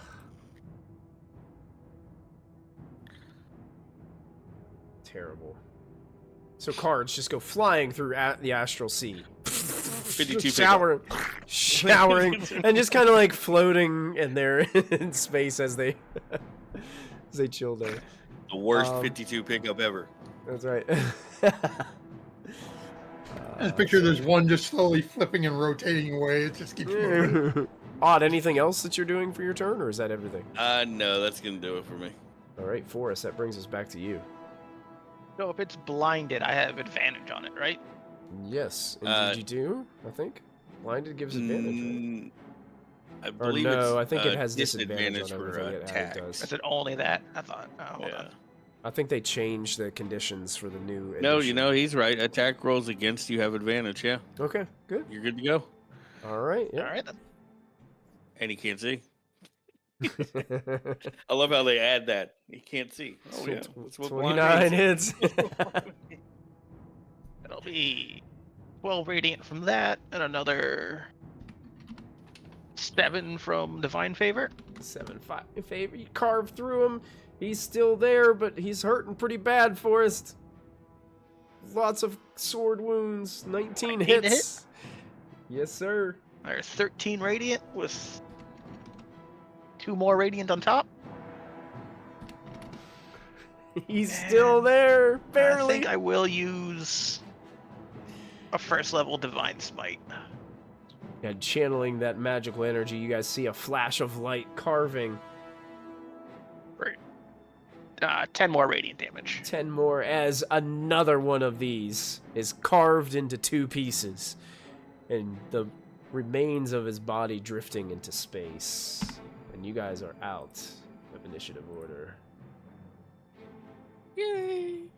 So down to the ship. Hazel See, still just, Hazel? It's okay. Hazel's just crying. Hazel's just crying. And she doggy paddles forward. Crying and doggy paddling. That's a mental image right there. Yep. Orcon is just trying to get in the ship and is pretty much blowing past anybody looking for the rod piece. All right, and I think that is a good time for us to take our break for the evening. So we're going to pause our game right there, and we'll be back in about 5 to 7 minutes. Thank you guys for tuning in and hanging out with us tonight. Love all the chat rewards you guys are pouring into the team tonight to help them out, as they were able to thwart this attack from astral space sharks. Always a good time. So we'll see you guys in a few minutes. Hang tight. Hello, and thank you so much for hanging out with us here at Proficiency Bonus. Please take an opportunity to support our sponsors. First up is Little Dragon Corp. Little Dragon Corp is an online storefront based in the Great White North of Canada. They sell everything your heart could desire, so long as everything your heart desires is largely polyhedral dice sets and other TTRPG sundries. Check them out for all of your dicey needs. Perhaps buy a lovely hardcover copy of one of these fine books. If you're feeling especially cute, you could treat yourself to a t-shirt or one of these fine little proprietary Little Dragon Corp dragon plushies. They've got all the classic types of dragon, like Mooney, Terra, Dad. Whatever strikes your fancy over on Little Dragon Corp, be sure to enter our special promo code BONUS at checkout for 15% off of your order. That's BONUS, B-O-N-U-S, for 15% off your order. That's like if you made 7 individual purchases, you could basically buy anything you want on the store, and it's like it was free with all the money that you saved from earlier. I'm absolutely positive that's how math works, and I will be taking no questions at this time. Thank you, Little Dragon Corp. Cardboard Castle Games is a brick-and-mortar game store local to Evans, Georgia. They have a wide selection of tabletop gaming and other cool games like Magic the Gathering, Pokemon cards, and even Yu-Gi-Oh! You can visit them in-store and let them know that we sent you, or you can go visit their website at cardboardcastlegames.com. Don't forget to find us on social media. We're on Twitter, Facebook, and Discord. Links to our social media pages and outlets are located below this video. Don't forget, you can also support the channel by following, by subscribing, remembering to click the bell notification so you never miss another live stream, using channel emotes, and if you're an Amazon Prime user, you get a free subscription to Twitch every month. While we are away, now is a great time to go subscribe to our YouTube channel. It's absolutely free, and there you will find hours upon hours of content to enjoy. Click the bell icon to activate notifications so you won't miss a single show. Once again, thank you for joining us. We hope you are enjoying the show, and we'll be back in just a moment.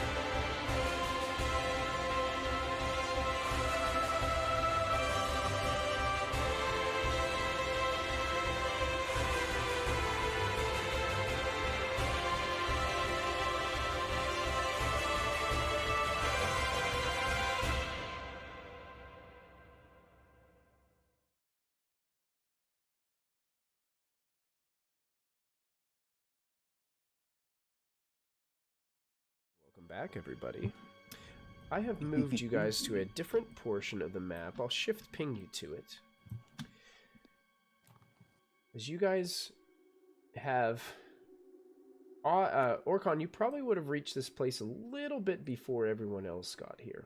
But as you step foot on the deck of this part of the ship, you can see that the part that is like the part to the left of you there is broken, and the massive heart seems to be like the ship is like sticking out of it. So basically right over on this side, this is a massive heart that is covering this whole end of the ship. Okay. So looking at it real quick as I come down and sort of land on the deck. Mm-hmm. First question, does it look like, do I think any of the ship is stuck inside the heart? Or is this like a surface? Make an investigation check.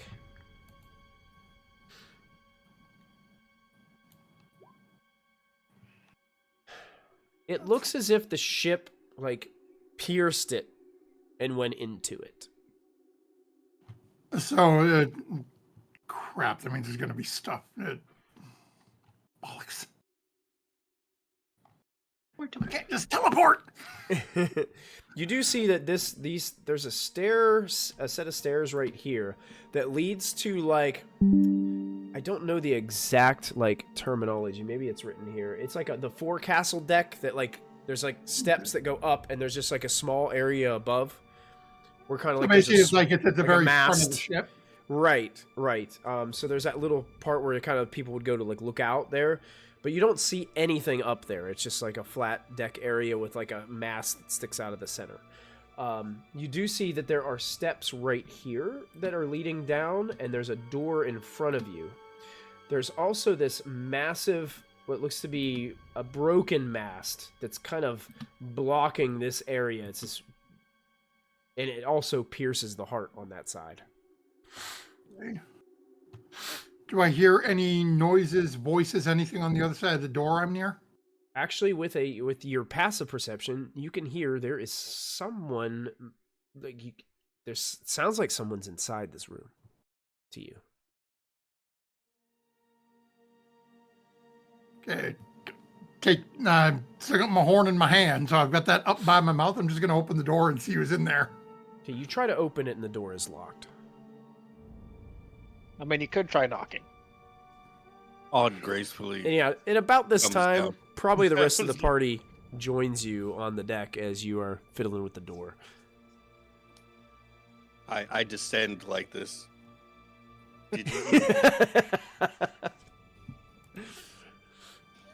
Well, I mean, it's either that or I could try using this to open it and gestures towards the horn. But I'm not quite sure what that would do to the rest of the ship. So, yes, if you can... Oh, you know what? Let's do it the proper way first. And we're going to look and take from Forrest's idea and just go. You knocking on the door? Okay. Yep. Knock. You hear all of a sudden, like, the movement kind of stop rapid, like, very quickly. And you hear... Yes? Well, good afternoon. A gentleman by the name of Zastra has sent us over to speak with you. Do you have a moment to talk about our Lord and Savior genies?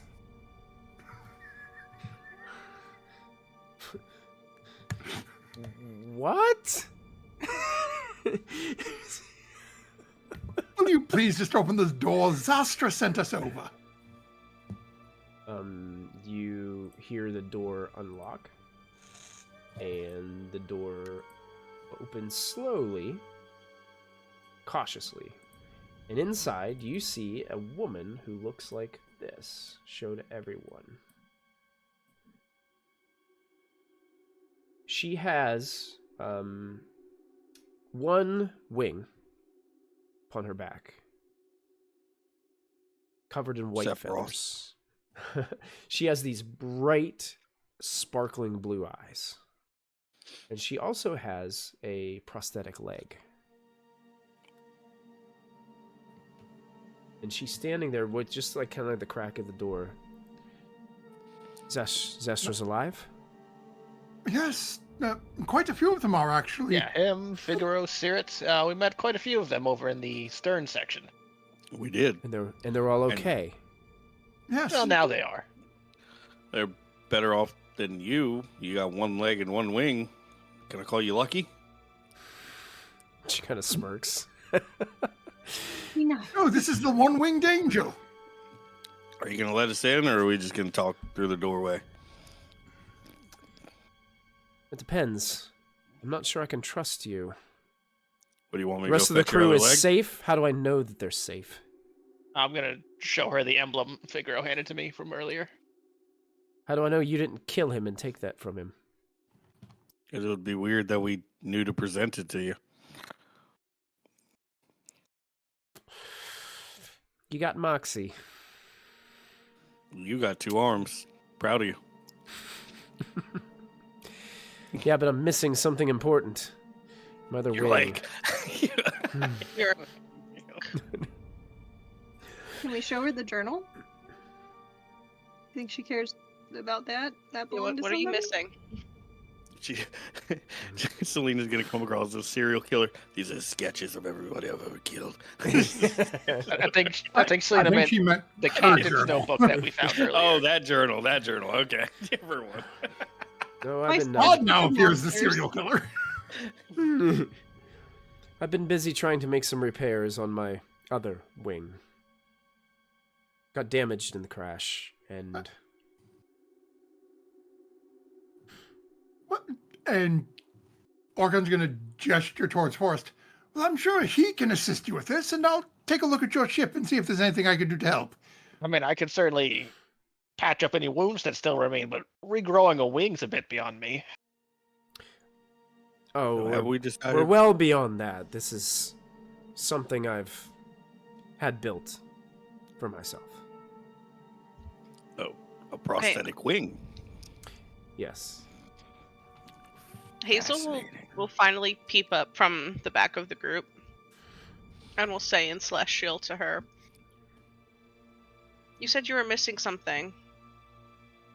What are you missing?" Well, my wing, of course. Yes, it is what we And- were just talking about. Okay. The rest of my crew that you say are still alive. Now, is she replying in common or celestial back to her? I'd say she would probably just be saying in common because she's just kind of addressing you all. Alright, This Hazel point. had done that just to be like, we're all friends here, because she doesn't understand anything anymore. Ma'am, if you come out and look, if your eyesight is well enough, or if you have any sort of viewing apparatus, you'll be able to see there is a wonderful tree growing on your ship now. As we shaved, yes, we shaved a tree and a dog. A tree and a dog. They're from another crash-landed little ship. Yes, they're from a ship that crashed into your ship. She kinda Casa looks- and Devereaux? She kind of looks down. It's, oh, it's- I don't think she was there for that, just- guys. It's just all. It all fell apart.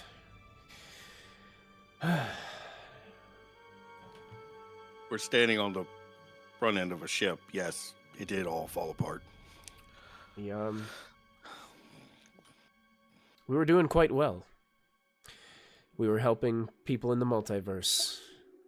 Doing good Yes. deeds. Restoring hope to places that needed it. Figaro said you may need some help repairing your engine.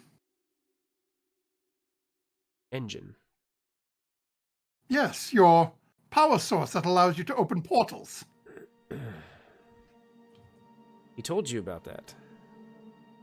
But We of have the course. other piece. There's other pieces? 7 of them. Which we need to do the whole saving people thing. Saving people thing? Please tell me more. Not just saving people, saving everyone. The big picture. Everyone from what? Well, it's a very long story, but the short answer is Vecna. The end of the world. The That's it. Whispered One. Ooh, we don't say that. I've heard this name in passing. Yeah. Strikes fear and terror in the hearts of many.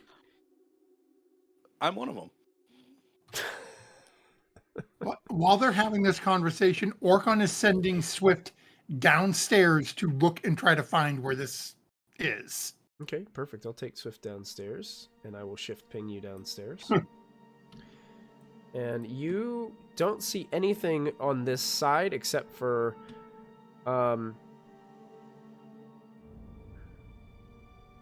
like, more, for some reason this is backwards, I think. Yeah, for some reason this map looks backwards.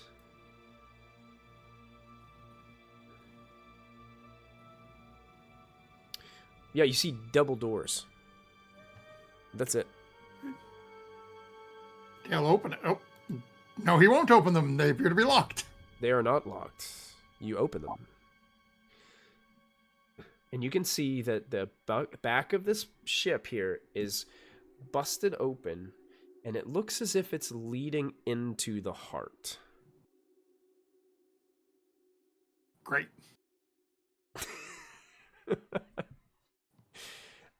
And your friend Swift would get this big whiff of terrible, putrid, rotting flesh type smell coming from that heart opening.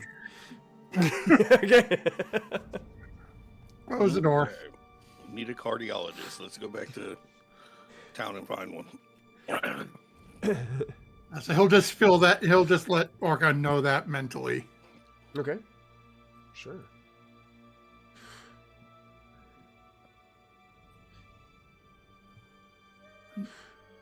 Looking at the party if no one else is saying. So, I'm assuming your engine must be downstairs. It used to be in the room directly below. At least that's the last place I've seen it. To protect the rod from raiders, we equipped the safe room with magical security. We had wards placed upon it that if indeed something like this did happen, they would automatically close and keep the rod piece safe. So I am hoping that the security breach did not happen and that everything was all safe and that the rod piece is still in the room below. If That's it's my not, friend. Awkwardly No, whistling. it is not. It's gone missing.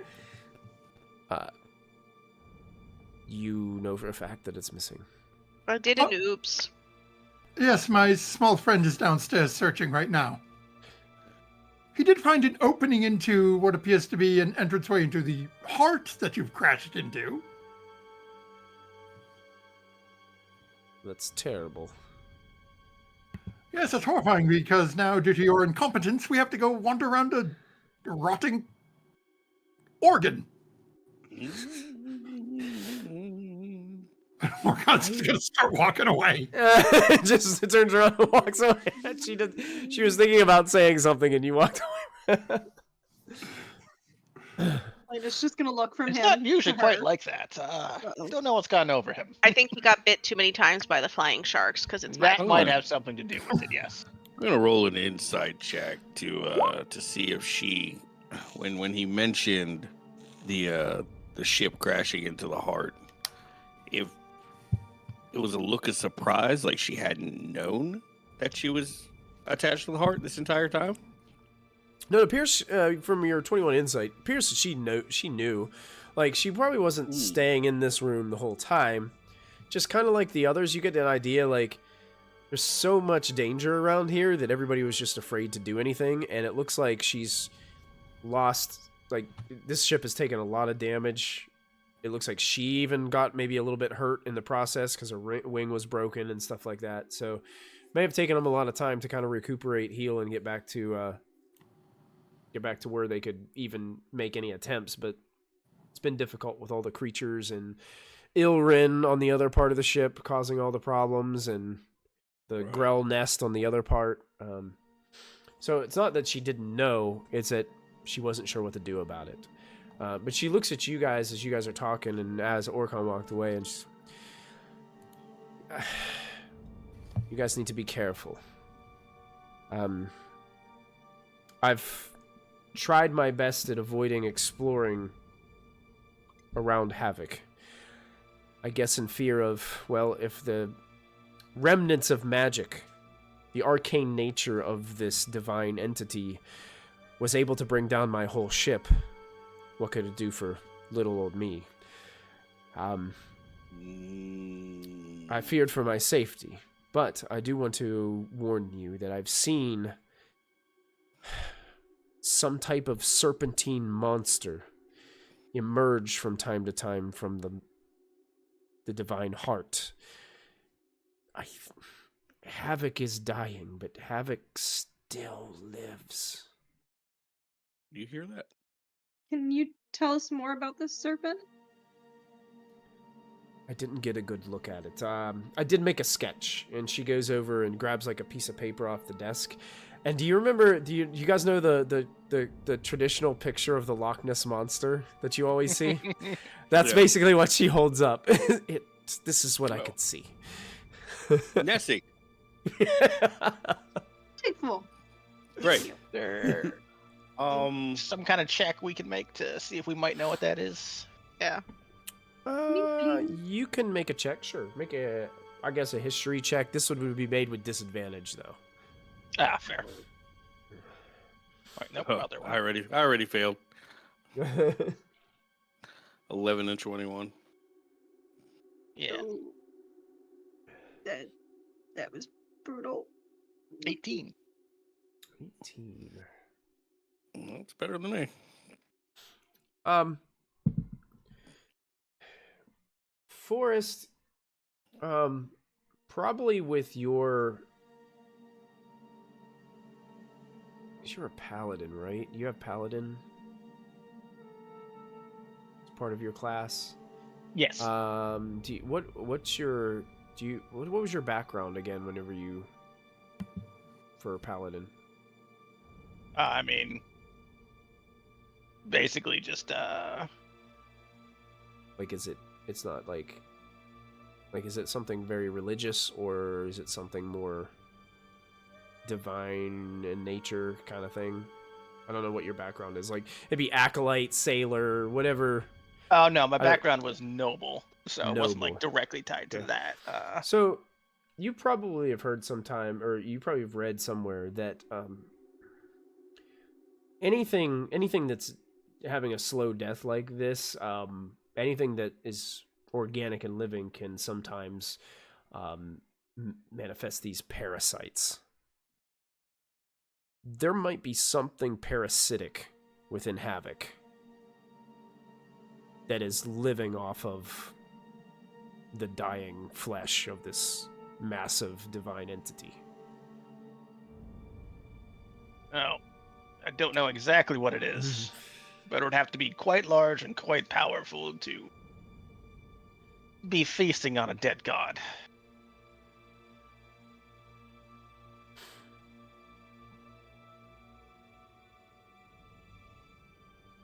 So we may want to take a moment to gather ourselves before we go down there.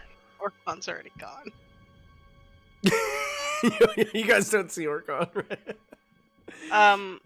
Yeah. Hazel Orcon headed downstairs, man. He's already. Hazel will look at I'm assuming is this captain lady that we've been looking for, since she seems to be responsive to her crew and the names of everybody. Do you know where your wing might be? Of course. It's actually right in here. And she opens this door next to her. And inside there is a table. And,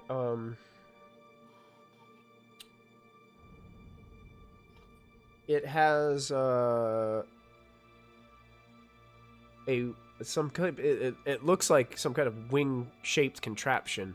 Looks like it's made out of like wood and brass and canvas. And it looks like there's this large bronze sphere that hovers at the center of the room, kind of spinning idly above it. And you see that winged contraption there. Looks like has like some tools spread out. Looks like she's been working on it, but is not the most skilled with these tools. And is having a difficult time mending this.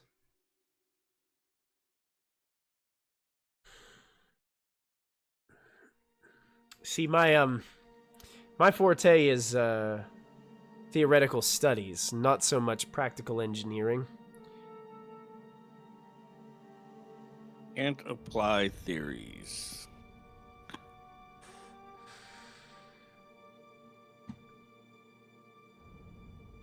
Well, I can certainly take a look at this. I can't promise anything. Odd kind of looks outside in the direction of where Orcon went down. Okay. Maybe we should be more concerned about the danger that Orcon is blindly walking into, since he doesn't know about. I mean, we Nessie. warned him not to go wandering through random doors, didn't we? I think that was me. That was. Sorry. I warned It everybody. applied to everybody. Hazel will Potato. once seeing this wing has metal in it and stuff, she's kind of like unsure. Like she's like, I can't help with anything metal. Like it's beyond Hazel's comfort. And so she just nods and kind of like motions like, yeah, Forrest is maybe your guy for this, and leaves the room and starts going to try to follow where Orcon went. Okay. What's How Selena about we doing? just? She's probably gonna stay put and try and help, but not so much getting right in the middle of it. Okay. She has a pretty decent dexterity, so that could lend a hand, but her expertise is more in creatures than mechanics. Okay. Well, how about let's do this? Forrest said he would take a look at it. So you can make either an investigation check or a survival check for us to just get the right kind of knowledge of like how to reconnect these joints and how to make it work out to where it will function appropriately. Investigation's a good bit better, so I'll do that, and I'll cast guidance on myself. before I do Okay. it. There you go.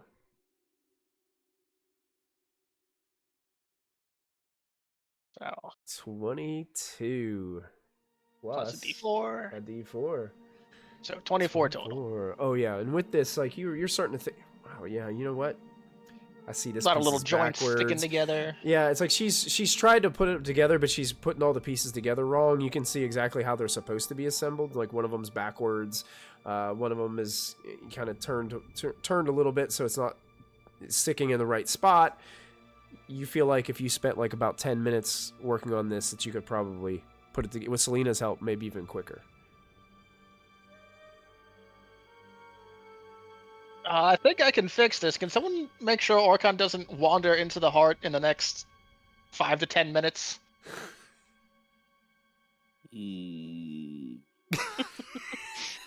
No promises. Hazel's already. I shall see what I can do. and Let's then do I a skip quick out of the way. pan downstairs really quick. Orcon, where are you? What are you doing? So, Orcon, getting the information from Swift, would have gone into the other room Mm-hmm. and would be like right at that opening. Okay.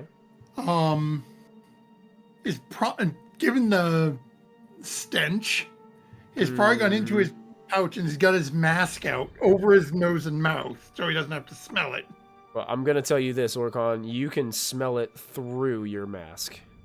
This is intense. Like, imagine like a bunch of roadkill that's been dead for days, and you're standing in like a pile of it. That's what this smells like in here. Okay.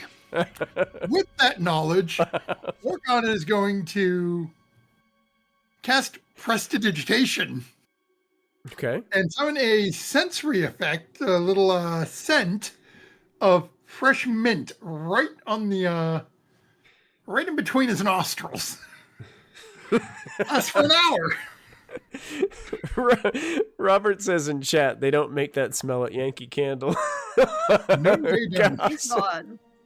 So you make a sensory effect in front of your face that smells. Basically just like mint Did- eucalyptus, just something. Did you just put Vicks under your nose? That's right. Specifically. That's right. All up in those nostrils. That's what you do. Proud of you. I don't want to smell this. Get all in there. Now, question for you: how long does prestidigitation last, and do you have to concentrate on it? It's not concentration. It says duration is an hour. Really? Yeah. Wow, that's impressive. Okay. And duration 1 hour. That is amazing. Okay, yeah, so I like the smell, it's still there a little bit, but you're able to kind of mask it a little bit with the spell. Meanwhile, I go out where this doesn't smell. I'm going to kill myself with mint, so. Yeah, that's right. Go ahead and make another perception check for me, Orcon, as you're right at the kind of cusp of where this ship and the Heart of Havok meet. I mean, to you, it almost looks like as if the heart of Havok is almost trying to consume this vessel.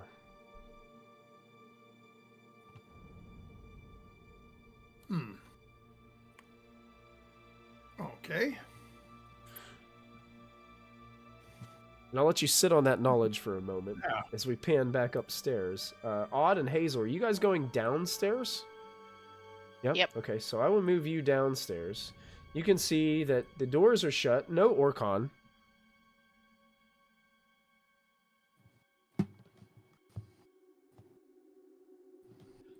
Hell.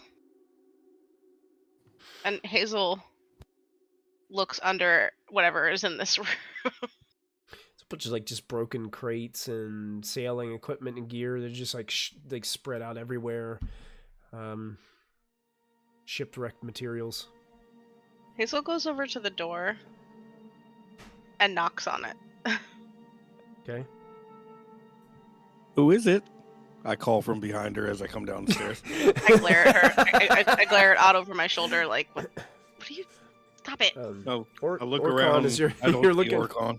Orcon, as you're looking at the flesh of this heart, you hear the knock at the door. I send Swift over to crack it open. Okay. You see a little flying sprite opens the door. Can I help you?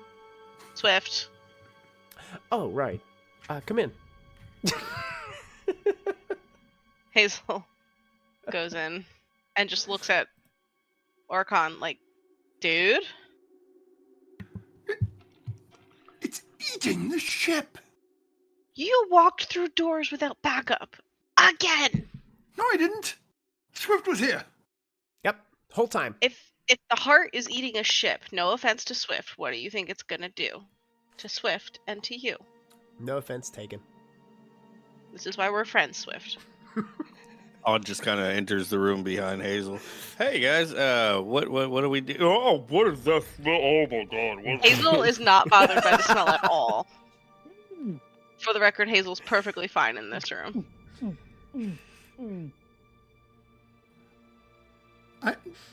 Orcon's gonna reach down, pick up a piece of one of the broken pieces of wood, something that's a little bigger than his hand. Mm-hmm. Cast light on it, and then just sort of chuck it down into this opening. Okay. So you toss it in there. It seems to go.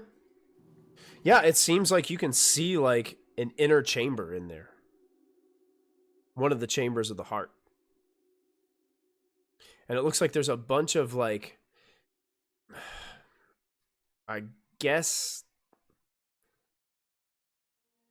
piles of just strange kind of debris laying in places. But that's probably all you can really see by tossing that piece of wood in there. Who's holding the first rod piece? Are you still holding it, Orcon? Yep. Okay, you get a sense that the next piece of the rod is deeper within the heart, and it's drawing itself towards that.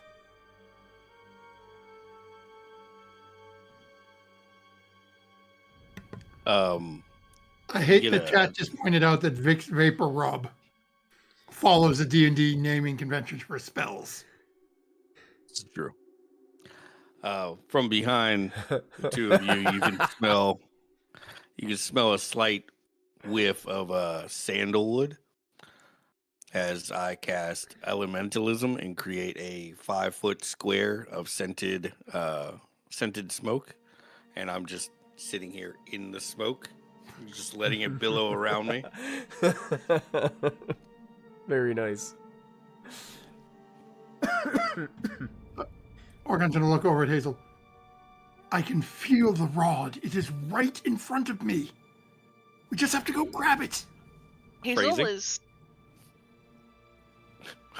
Hazel's looking at Orcon, and then looks back at Odd when she smells the sandalwood, and it's like, all right, let's go. Like, just unbothered. Like, Okay. And Orcon starts walking in because Hazel said it's okay. And why at that, is listening to Hazel a good idea? we will go back upstairs as Selena and Forrest are working on this wing. So from you guys, I need a check from you to see if you can repair this. I need... You're not going to like this, probably. I need a sleight of hand check. For sure the about that? repair.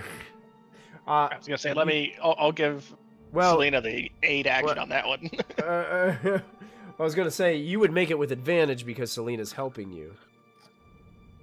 Well, I would think I would Selena's point thinking- out to Selena what to do because she's like the Okay, more yes, so dexterous Selena of would the have two of us, advantage, yeah. so you can actually roll against Selena and see if you do even better.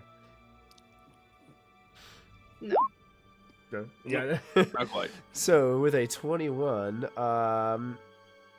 you kind of grab some of the tools that are laying around, and Inda's kind of like watching you guys carefully. He's like, oh, yeah, I didn't try that.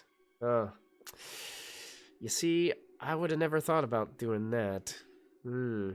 Yes. And she's like watching over your shoulder as you're making all these quick repairs, and Forrest is like, yeah, turn this piece around, insert this thing there. That's it. Now tighten that. Yes. And all this kind of stuff.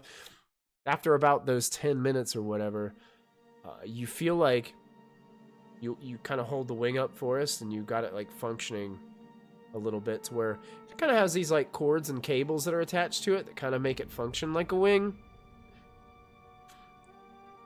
Well, I mean, it's not perfect by any means, but it might get you to where you can get someone a little more knowledgeable about these things to help you out. Just need an extra 2 sets of hands. This is impressive, I must say. Either of you two looking to join a crew? I mean, maybe when this is all over. But Got a pretty big job ahead of us. But I'll keep that in mind. Yeah, unfortunately, me too. I've got to either find a way to repair this vessel or find a new one. given where it's at, finding a new one might be the better call here. Yeah, I'm starting to think the same thing.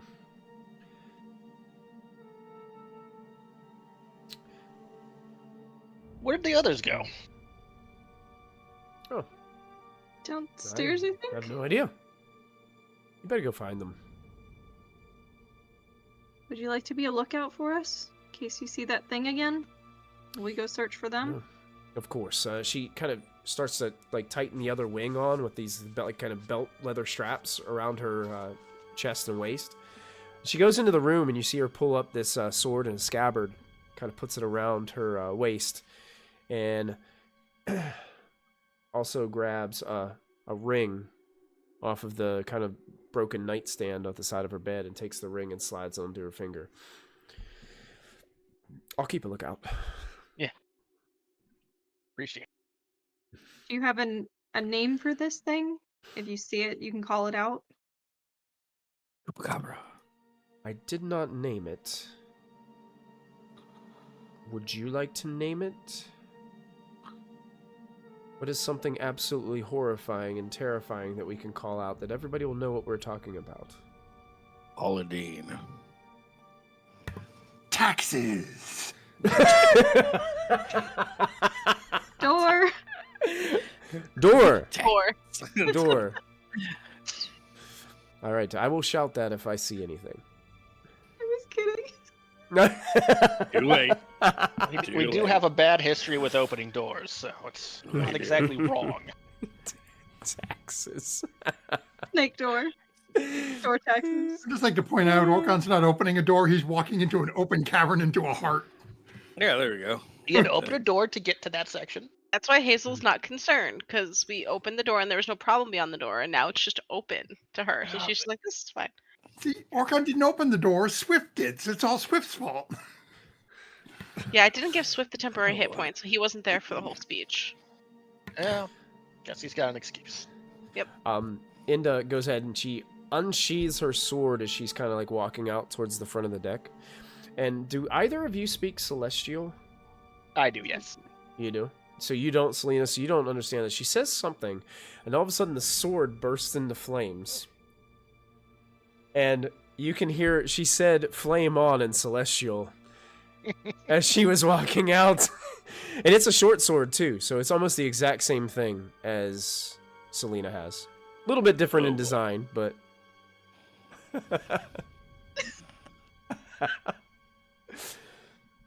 And so we're going to go back downstairs for a second, as it seems the three downstairs were walking into the heart.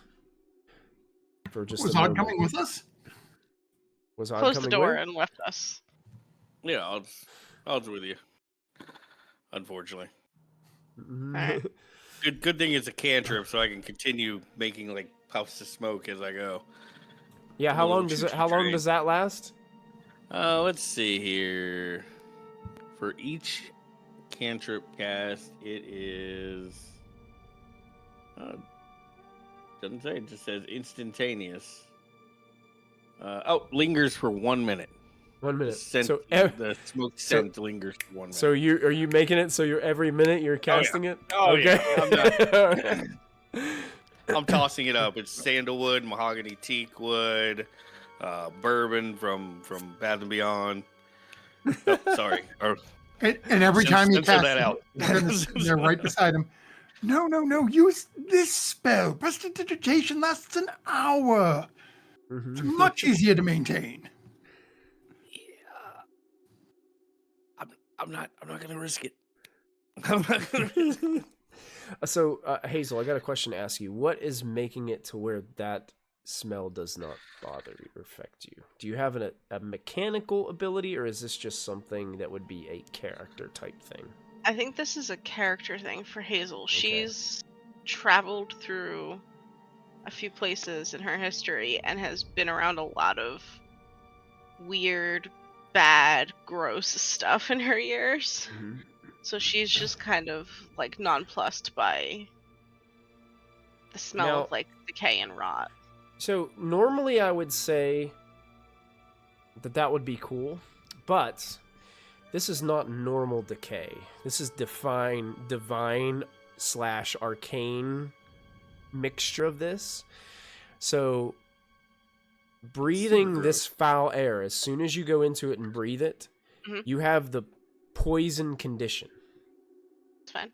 So whatever poison gives you while you're breathing this air, until there's a way you can have a breath of fresh air, you have the poison condition. Do I notice her getting a little green beneath the gills? She does a good job of kind of hiding it. Like she said, she's a little bit used to it. But yeah, you can see like she's not quite her peppy self during this moment, as the smell is atrocious and divine in nature. As we get probably about 5 or 10, 15 feet in, I can start to see that she's, just a little slower than usual, something going on. I'm basically going to do the same thing where I'm going to cast Prestidigitation, Okay. but the odd odor I'm creating for her is the scent of like a clean stable full of animals. So think like a Okay. barn, but no muck in it. Just nice, clean. Maybe smell the horses, the cows, whatnot. But Okay. You say an odd scent? Yes. An odd scent. You got it. You trying Yeah. to tell me I smell like a barn, So sir? you're Yes. kind of creating this new smell around her as you guys are breathing this in. That's when you start to notice that Orcon and Odd, even though you guys are putting these spells upon you to make things smell differently, as you walk further into the heart, you realize that it's not the smell so much as just the air quality in itself is not healthy. It's not good. So it's not technically just the smell. It's what is causing the smell is what's the root of the problem here. So while your smell kind of helped dissipate that for a little bit, as you walk deeper into the heart, that's getting to you. And you guys are all starting to feel the effects of the poison condition as you walk into here. And I do have a little bit of box text to read. So beyond that shattered safe room, this is kind of like an oval-shaped chamber. The walls are of purple flesh, dimly lit by pinkish bioluminescent orbs that seem to be right under the surface of the flesh. The air reeks of death. An opening in one wall seems to lead to another chamber farther on. There seems to be piles of debris kind of and detritus kind of like laying everywhere.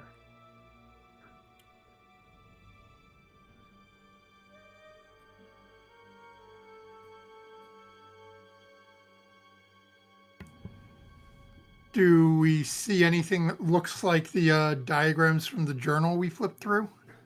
Make a Yeah, does anything perception look check. familiar? Yeah, you guys can make perception checks if you'd like. I think does poison condition give you disadvantage on skill checks still? I think so. In the Yeah. new Pretty much anything rules? that's a D20 check, I think. Yeah, I think pretty Ability much checks Ability and checks attacks. and attacks. and tax. So, Oh. so saving throws are still normal, right?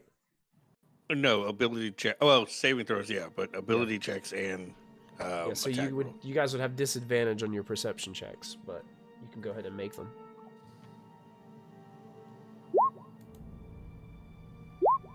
Done. 19. 13. 19 with disadvantage. 13. Let's see. Orcon, you uncover, as you're looking through some of the detritus there, a gilded spyglass. Looks like it would not only be useful, but also looks pretty nice. Probably worth some money. Slip it in the pouch. At that point, you guys hear footsteps coming down the stairs, as it seems Forrest and Selena are coming down through the opening here, approaching with you. I'm actually going to take you guys over to a new map. Let me double check. I might have to go to a different spot. I do. So let me do this first. Whole other map. I'm gonna put my hand out to Selena and Forrest as they approach, and in a low voice, because I have a feeling that Nessie is down here somewhere. There's something foul about this air. Just be ready.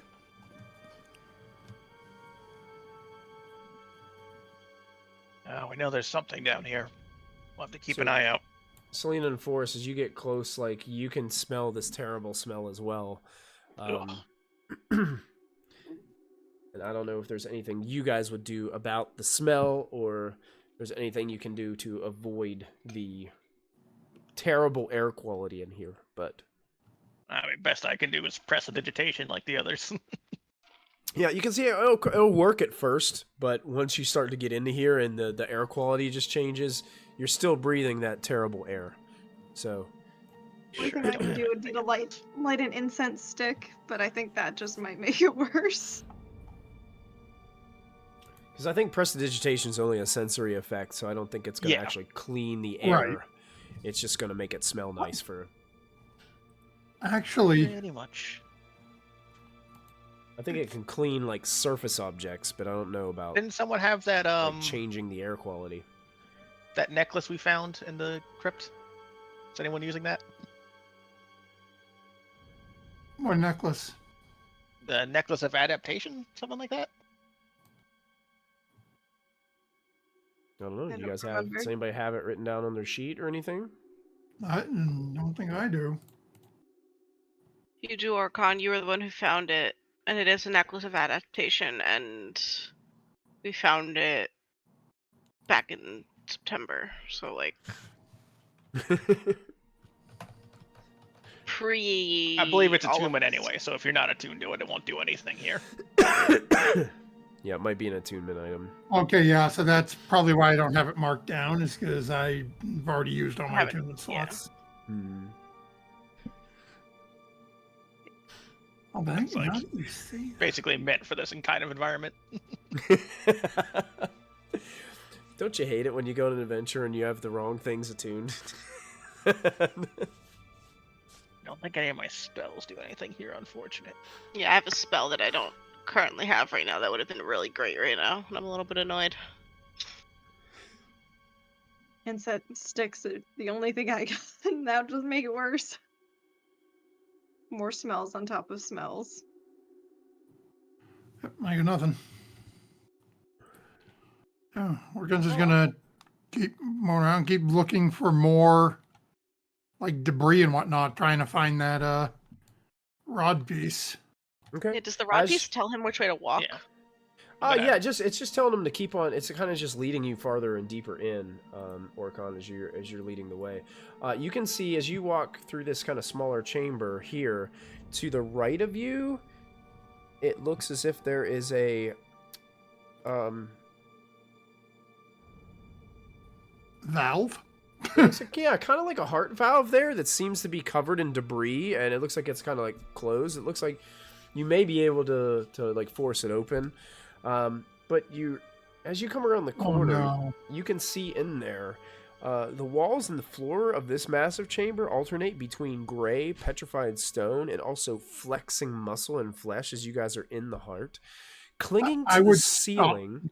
As well. Oh, you saw people from walking. Okay, I'd clinging to stop the as well, ceiling. 'cause I can see around. I have Yeah. line of sight on something. Yep. And you can see that there is a serpentine monstrosity clinging to the ceiling. It looks like a skinless snake. Its long draconic snout drips with venom as it slumbers.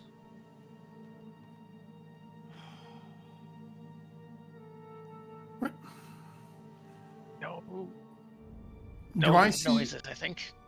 Yeah. Do I see anything on the ground anywhere that, like this urging I'm getting to go deeper? I'm assuming it's telling me to walk over in that direction. Unfortunately, yes. Okay.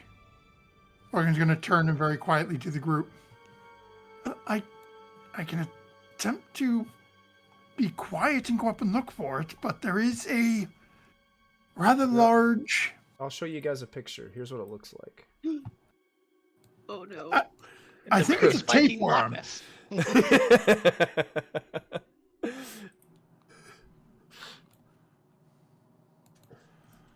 But what we're looking for is over there.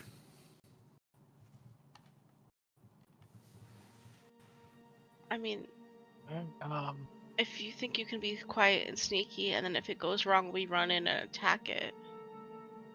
I don't want to start a fight with something if we don't have to. Better idea. Swift.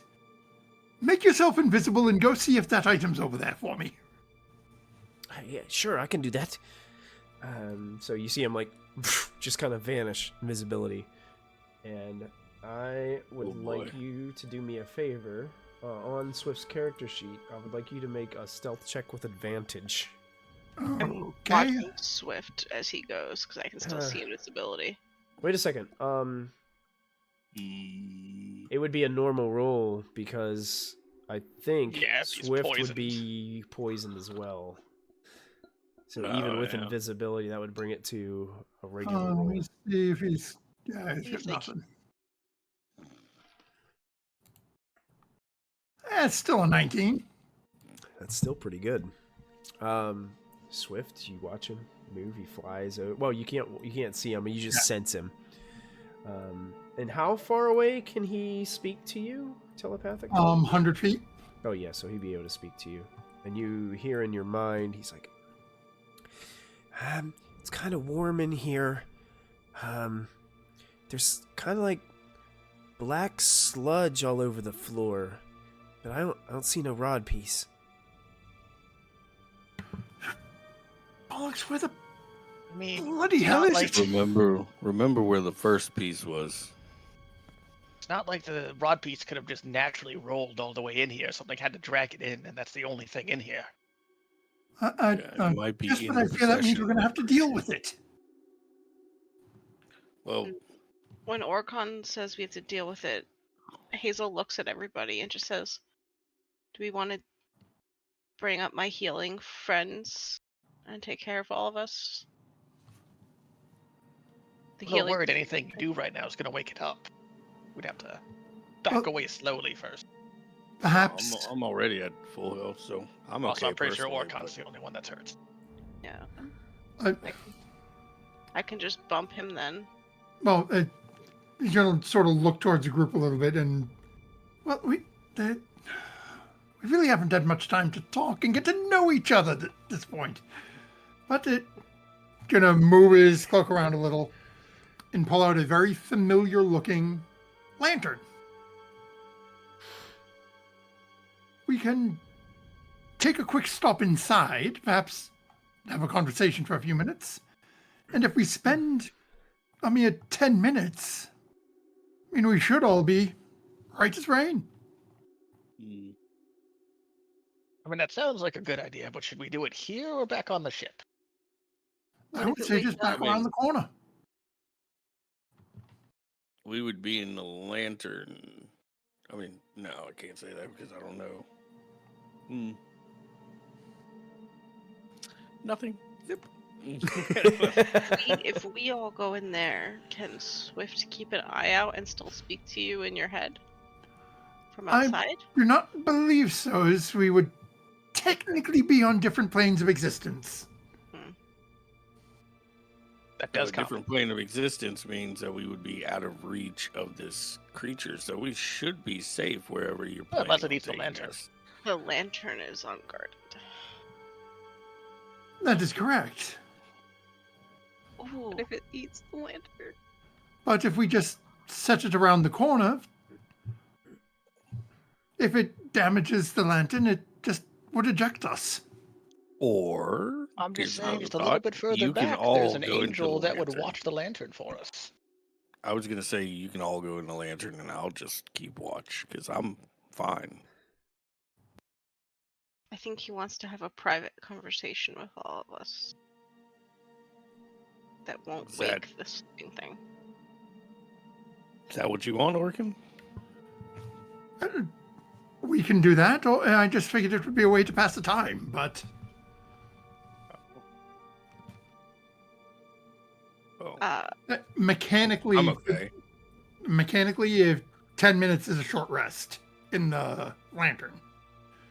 So if you get any spell slots back, anything like that, and your thing's on short rest. Not really. Not for me. I haven't used anything since we left the.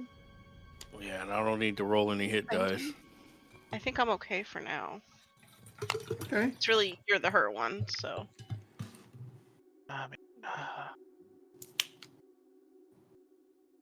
I don't need the full short rest, but if I could take 1 minute before we head in, I can gain a little bit of my magic back.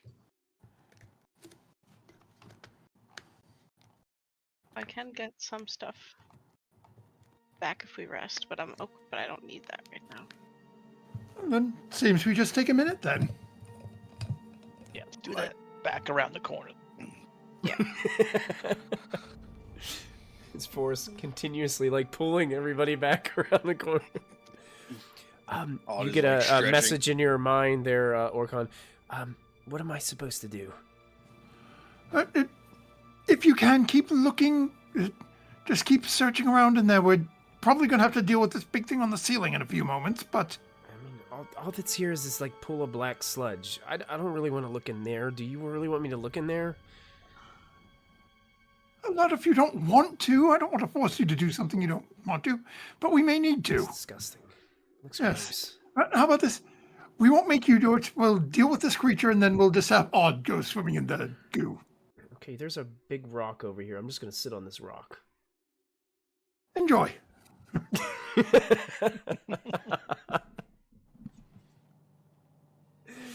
All right, so you guys are taking a minute over here. Yep. Orcon's I'm going to take a... Well, actually, I had already used that, so I'm going to use my Rod of the Pact Keeper.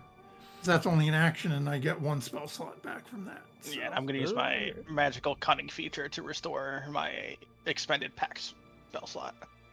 Well, that's it. All right. Yeah, where I did multi-class, I got both of them back when I used my minute earlier. Hey, it's half rounded up, so you get 2 out of 3, I think. Back. Yeah. Nice. Hazel's gonna put a hand on Orcon's shoulder and use the Balm of the Summer Court, and we'll pump 4d6 healing into him. All right. Oh, that'll help. If I roll well, I've always rolled terribly with this. Oh, Not bad at all. That's much better than usual. Yeah. You would normally get Almost 4 about as temp good as you hit can do. points, but because I already gave you... Oh wait, those are gone. Yeah, No, You get, yeah. you get 4 temp hit points as well. So I used 4 uses of it. I Thank you. think that would be good as a Orcon's looking a hell of a lot better. When Hazel puts her hand on his shoulder, the little Aurora Borealis comes out of her palm and into him and kind of wraps around him. And she smiles because she finally feels like she did something right all day. Appears that Odd is taking the minute to reshuffle his deck. Indeed, I am. Oh no. Selena, how lucky are you feeling? 50-50? 50-50? All right. Pick a number 1 through 5. 2. 2. So I will cut this deck once. And then I'll cut it twice. And we will see. Oh, Space. it's an ace. I mean, Ace of Hearts. So that means that I don't know. We're about to find out. Oh. Uh-oh, it's got an asterisk by it. That's not good. Oh, never good. Never good. Let's be quiet and take a minute. Oh, look, I That- pulled the card that That calls usually in means there's a Okay. positive effect and a negative effect. Oh All right. no. I told you it was I got feeling it. 50-50. Wait, what All right, card? I did you got pull? it. Ace of I got it. Hearts? We're good. Yeah, the Huh? Ace of Hearts. You pulled the Ace Ace of of Hearts? Yeah. All right. Mentally noted. Got it. Oh, what have I done? We'll see. This is why I don't bet. So, as Odd gets that card ready, what's the plan? What are you guys gonna do here as your minute is unfolded? All Try right. not to So get this stuck is in this the is goo. what I think that we should do. I call it the Belthus strike. We try to find our way inside of the creature and fight our way outside. So if we could just dig a hole through its flesh. And if we've dug a hole through its flesh, we've already won. Oh yeah, that's a good point. Yeah. Let's go with that idea. I like that idea. How about we take Odd, insert Odd into its mouth, Oh, this is good. and then All right. he can try to dig his way out. That's good. Yeah, I think I got a rations kit in my inventory, so I got a spoon. I'll find my way. All right. All for one. Let's put our hands in. Great. Odd pulls out the +1 spade shovel. Hazel just scruffs Odd before he can do anything ridiculous. Perhaps we should, something to the effect of, on the count of 3, everyone fire at it at once. It's asleep. Perhaps we can. It's the best shot we're gonna have at the moment. I have a hand crossbow. Better than nothing. But now, we would have to be careful to select spells that do not require a verbal incantation. Should we risk wakening it before we get our cast off? Hazel Kind of just looks at Selena. Kind of looks at Selena like, what spells? Hazel's looking at Odd like, what spells do I have that don't require my voice, you numbnuts?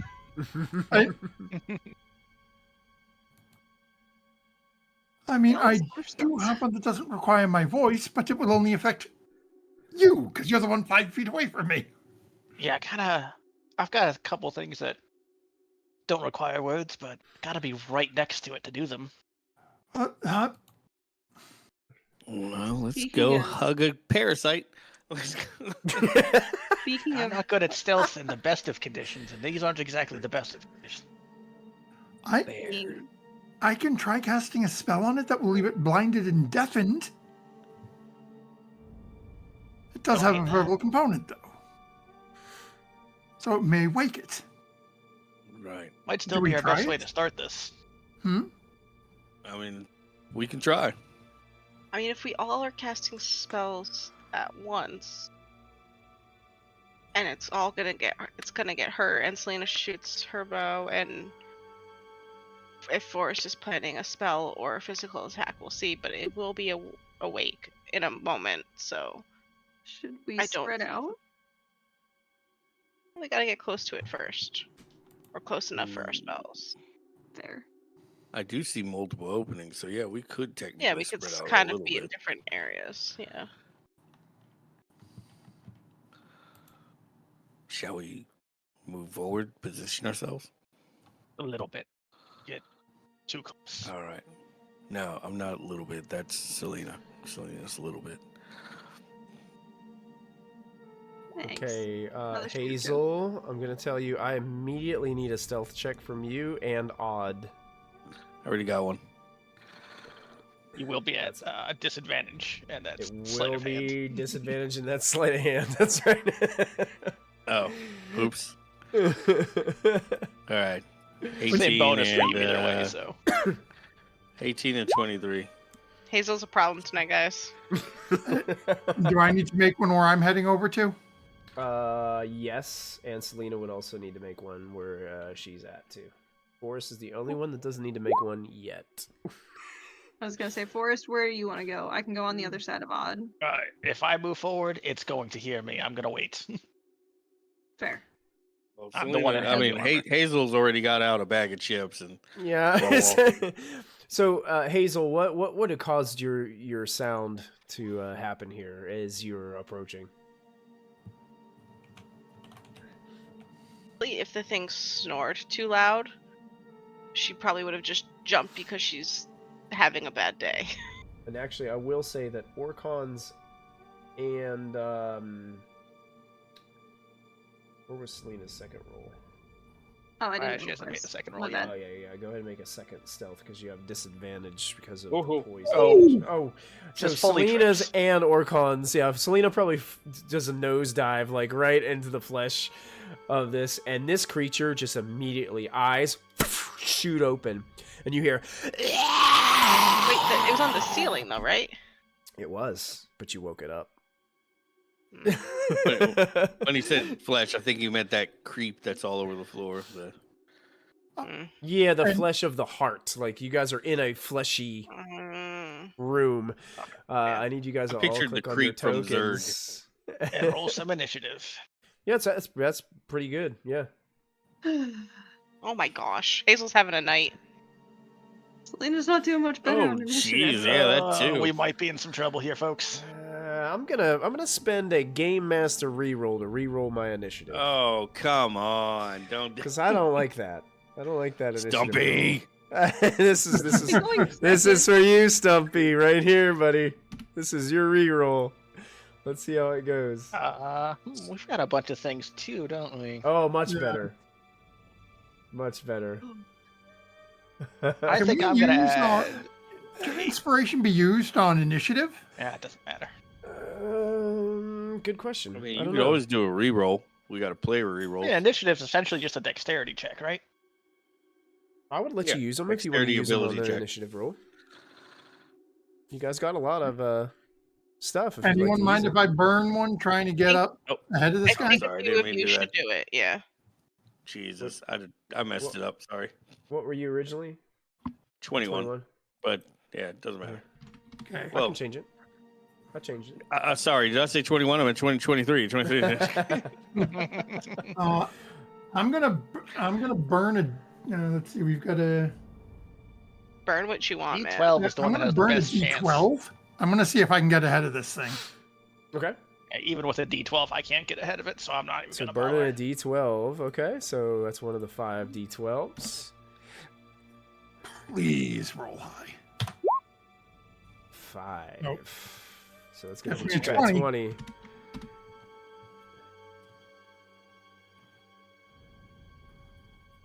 I'm Could gonna I switch add up to proficiency bonus? I mean, I can that do would it. that would do it. You want to use it? You'd be spending resources, but you can use it. Do it. Yeah, I'll use it. I'll use a proficiency bonus too. That'll put me at a 23. All right, that'll take us down to 1 proficiency bonus. You guys are you're 20, at 23. I thought your proficiency was +4. Oh, it is at 24. I'm sorry, I looked at 3 because that's my initiative. I mean, functionally the same thing here, so. All right. Anyone else want to spend anything? No. Probably No. not worth it. Nah, I don't wanna my, get- my order isn't that important. Yeah. All right. Let me go ahead and order everybody. I got some new music going for us. Ooh. A track called "Rise of Ukatoa." Dare you? Not quite Ukatoa, but pretty menacing to say the least. Orcon, you're up first. Okay. As you're like, oh crap. Selena pauses. No! We woke it. Love it. Orcon's had a change of idea because I forgot this does this. So, Orcon's going to cast a spell, and I need an intelligence saving throw from this thing. Intelligence saving throw. You got it. Yeah, because this thing looks beefy, so I don't know whether or not my blind was going to work. This is a spell, correct? Yes. It does have advantage because it has magic resistance. Because just like everything else, it has advantage. But it only has an 8 as its saving throw. Okay, so that is going to fail. Okay, So it takes. I'm gonna do something right away. This will reveal something about this creature. I'm gonna use a legendary resistance Okay. See what you done. What have you done? to succeed instead. Okay. So Because I don't know what you're about to do to me. that's it. You probably made the right choice. Damage. So you take half damage, Okay. and you are not incapacitated until the end of my next turn. Rejoice. I mean, sorry, until the start of my next turn. So, yeah, that was what killed the last guy you guys did that on. Yeah. So you got to roll the damage up, and I'll take half. Right. So it's Half of 26. 26. Oh, it's 26. Half the 26. Got it. So 13 damage. Yes, takes the damage, but still looks like it's intently looking towards you. And it looks like its claws have like gripped the ceiling, the heart flesh of the ceiling a little bit tighter as it takes the impact of the damage. What else would you like to do? 15, 20, 25, 30. Oh, don't forget, you Orcon. still have more movement because we're still in the astral sea. Yeah, you can. Oh, Yeah, it's you can just like- technically use your mind to move if you want to like hover above the ground and fly. All this cheering working on. He's like, yeah, you. Wait, where are you going? Orcon will actually fly up, use the rest of his movement to get, like, is the ceiling at least like 15, 20 feet high, I'm assuming, or? Yeah, the ceiling's pretty high in here. Yeah, let with me how big double- that thing is, for it to be Yeah. on the ceiling, it would have to be quite high. Let me double check. I think it has general features here. Wall, ceiling, floor. The ceilings in the heart are all 50 feet high. Cool. Oh, yeah. Oh, yeah. Then Orcon's basically, bringing it back here a little, is about 30 feet up in the air. Got it. Put a little wing on me so you know I'm flying. Okay. It's turn. Actually, before it becomes its turn, it's going to use one of its legendary actions to move up to its speed. So it's going to be able to move. It kind of moves in this direction, 5, 10, and starts climbing down this pillar that's kind of right near it. So it's 10, 20. Let me double check. So this thing is still up there. Yeah, it was 50 feet up. It crawled over to this pillar and is starting to climb down towards like Odd and Selena right now. It still has 10 more feet to drop before it gets to the ground on that movement, and now it becomes its turn. So it's going to use the rest of the movement to move 10 feet down, and it's going to go around the corner here, Odd, squeeze through this area, and come around to the other side of you. And it's just like these terrible, massive teeth, this like venomous drool just splattering everywhere from its mouth. It's going to go ahead and unleash a multi-attack against you with its action. The first one is going to be pretty little thing, aren't you? its long neck chomps down towards you with a bite attack. 28 to hit. No, that's not gonna cut in. Yeah, I'm screwed. I think that's double what I have. What is it? Yep. You take a little bit under. 15 piercing damage plus 2 poison. Okay. You now need to make a strength saving throw for me. I'm going to. Or you may have the opportunity to do a Belfus. Hear me out. I'm going to take 1 poison damage instead of 2, and I will take the 15 piercing damage. And that is me bargaining. No, that's just me bargaining with you, so I don't die immediately. Is that okay? No, just kidding. I'm going to do absorb elements to his poison damage to gain resistance to that poison. Oh, okay. Yep. There you go. This sucker just opened up a can of worms. And you said a 15 strength? Strength DC 20. DC 20. Mm-hmm. Is that what you said? That's Are you what I are you said. sure you didn't mean like dexterity or Nope. This is a intelligence? strength check. Yep. You gotta All right, force your way out of this guy's mouth. not even gonna roll because I have a negative. So even if I rolled a 20 at a DC 20, I would fail. So well, yeah. we have resources to spend via chat. All right, you are really fishing for us to spend them resources. Hey, they're there. Yeah, Might as well use them. Okay, that is not gonna help. Like no resource is gonna save me from this. No. We're good. We're good. So I'll put on my goggles and the nose clip and just. yeah, Selena, as you're getting up from falling over, you see the massive head of this creature go down, and Odd is gone. The last words to Selena. As he is completely consumed by the creature. Let me double check movement. 10, 20, 30. So with Odd that's right. It can still do a multi-attack. It moves up and it can claw Selena twice. So that's what it's going to do. First one is a 22 to hit for 13 slashing damage. That is. Can I call out from inside of the creature or no? No. Okay. You currently have multiple conditions. You are blinded, restrained, but you have total cover. All right. Hey, look at that. That's a positive. At the start of your turn, you're going to take poison damage as you're being digested slowly. And I can't call to my friends. Jesus. I mean, you can try. We ain't gonna hear you. But... We all float down here. Selena, you'll take an additional claw attack because it can make 2. That's a 21 to hit for an additional 17 points of slashing damage. goodness. Selena, Rude. you're standing up, and this thing is just clawing and ripping and tearing at your armor and flesh.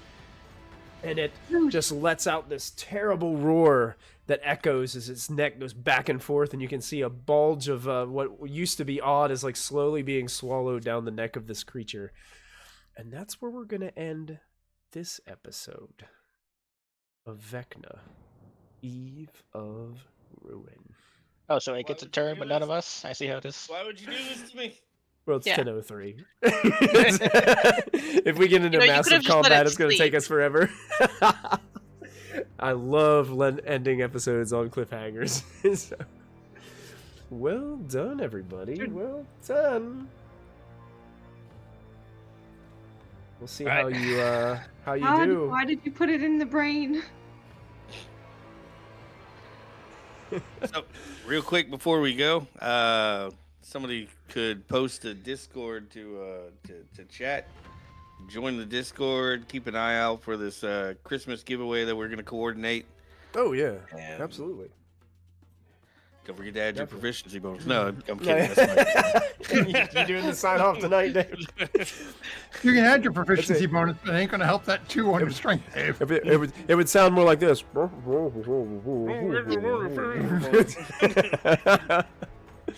Well, great job again tonight, guys. That was an awesome game. I look forward to seeing how you guys deal with this conflict next Monday night, as it seems like you've got a terrible parasitic creature to deal with in order to find the second piece of the Rod of I've Seven got a Parts. case of the Mondays.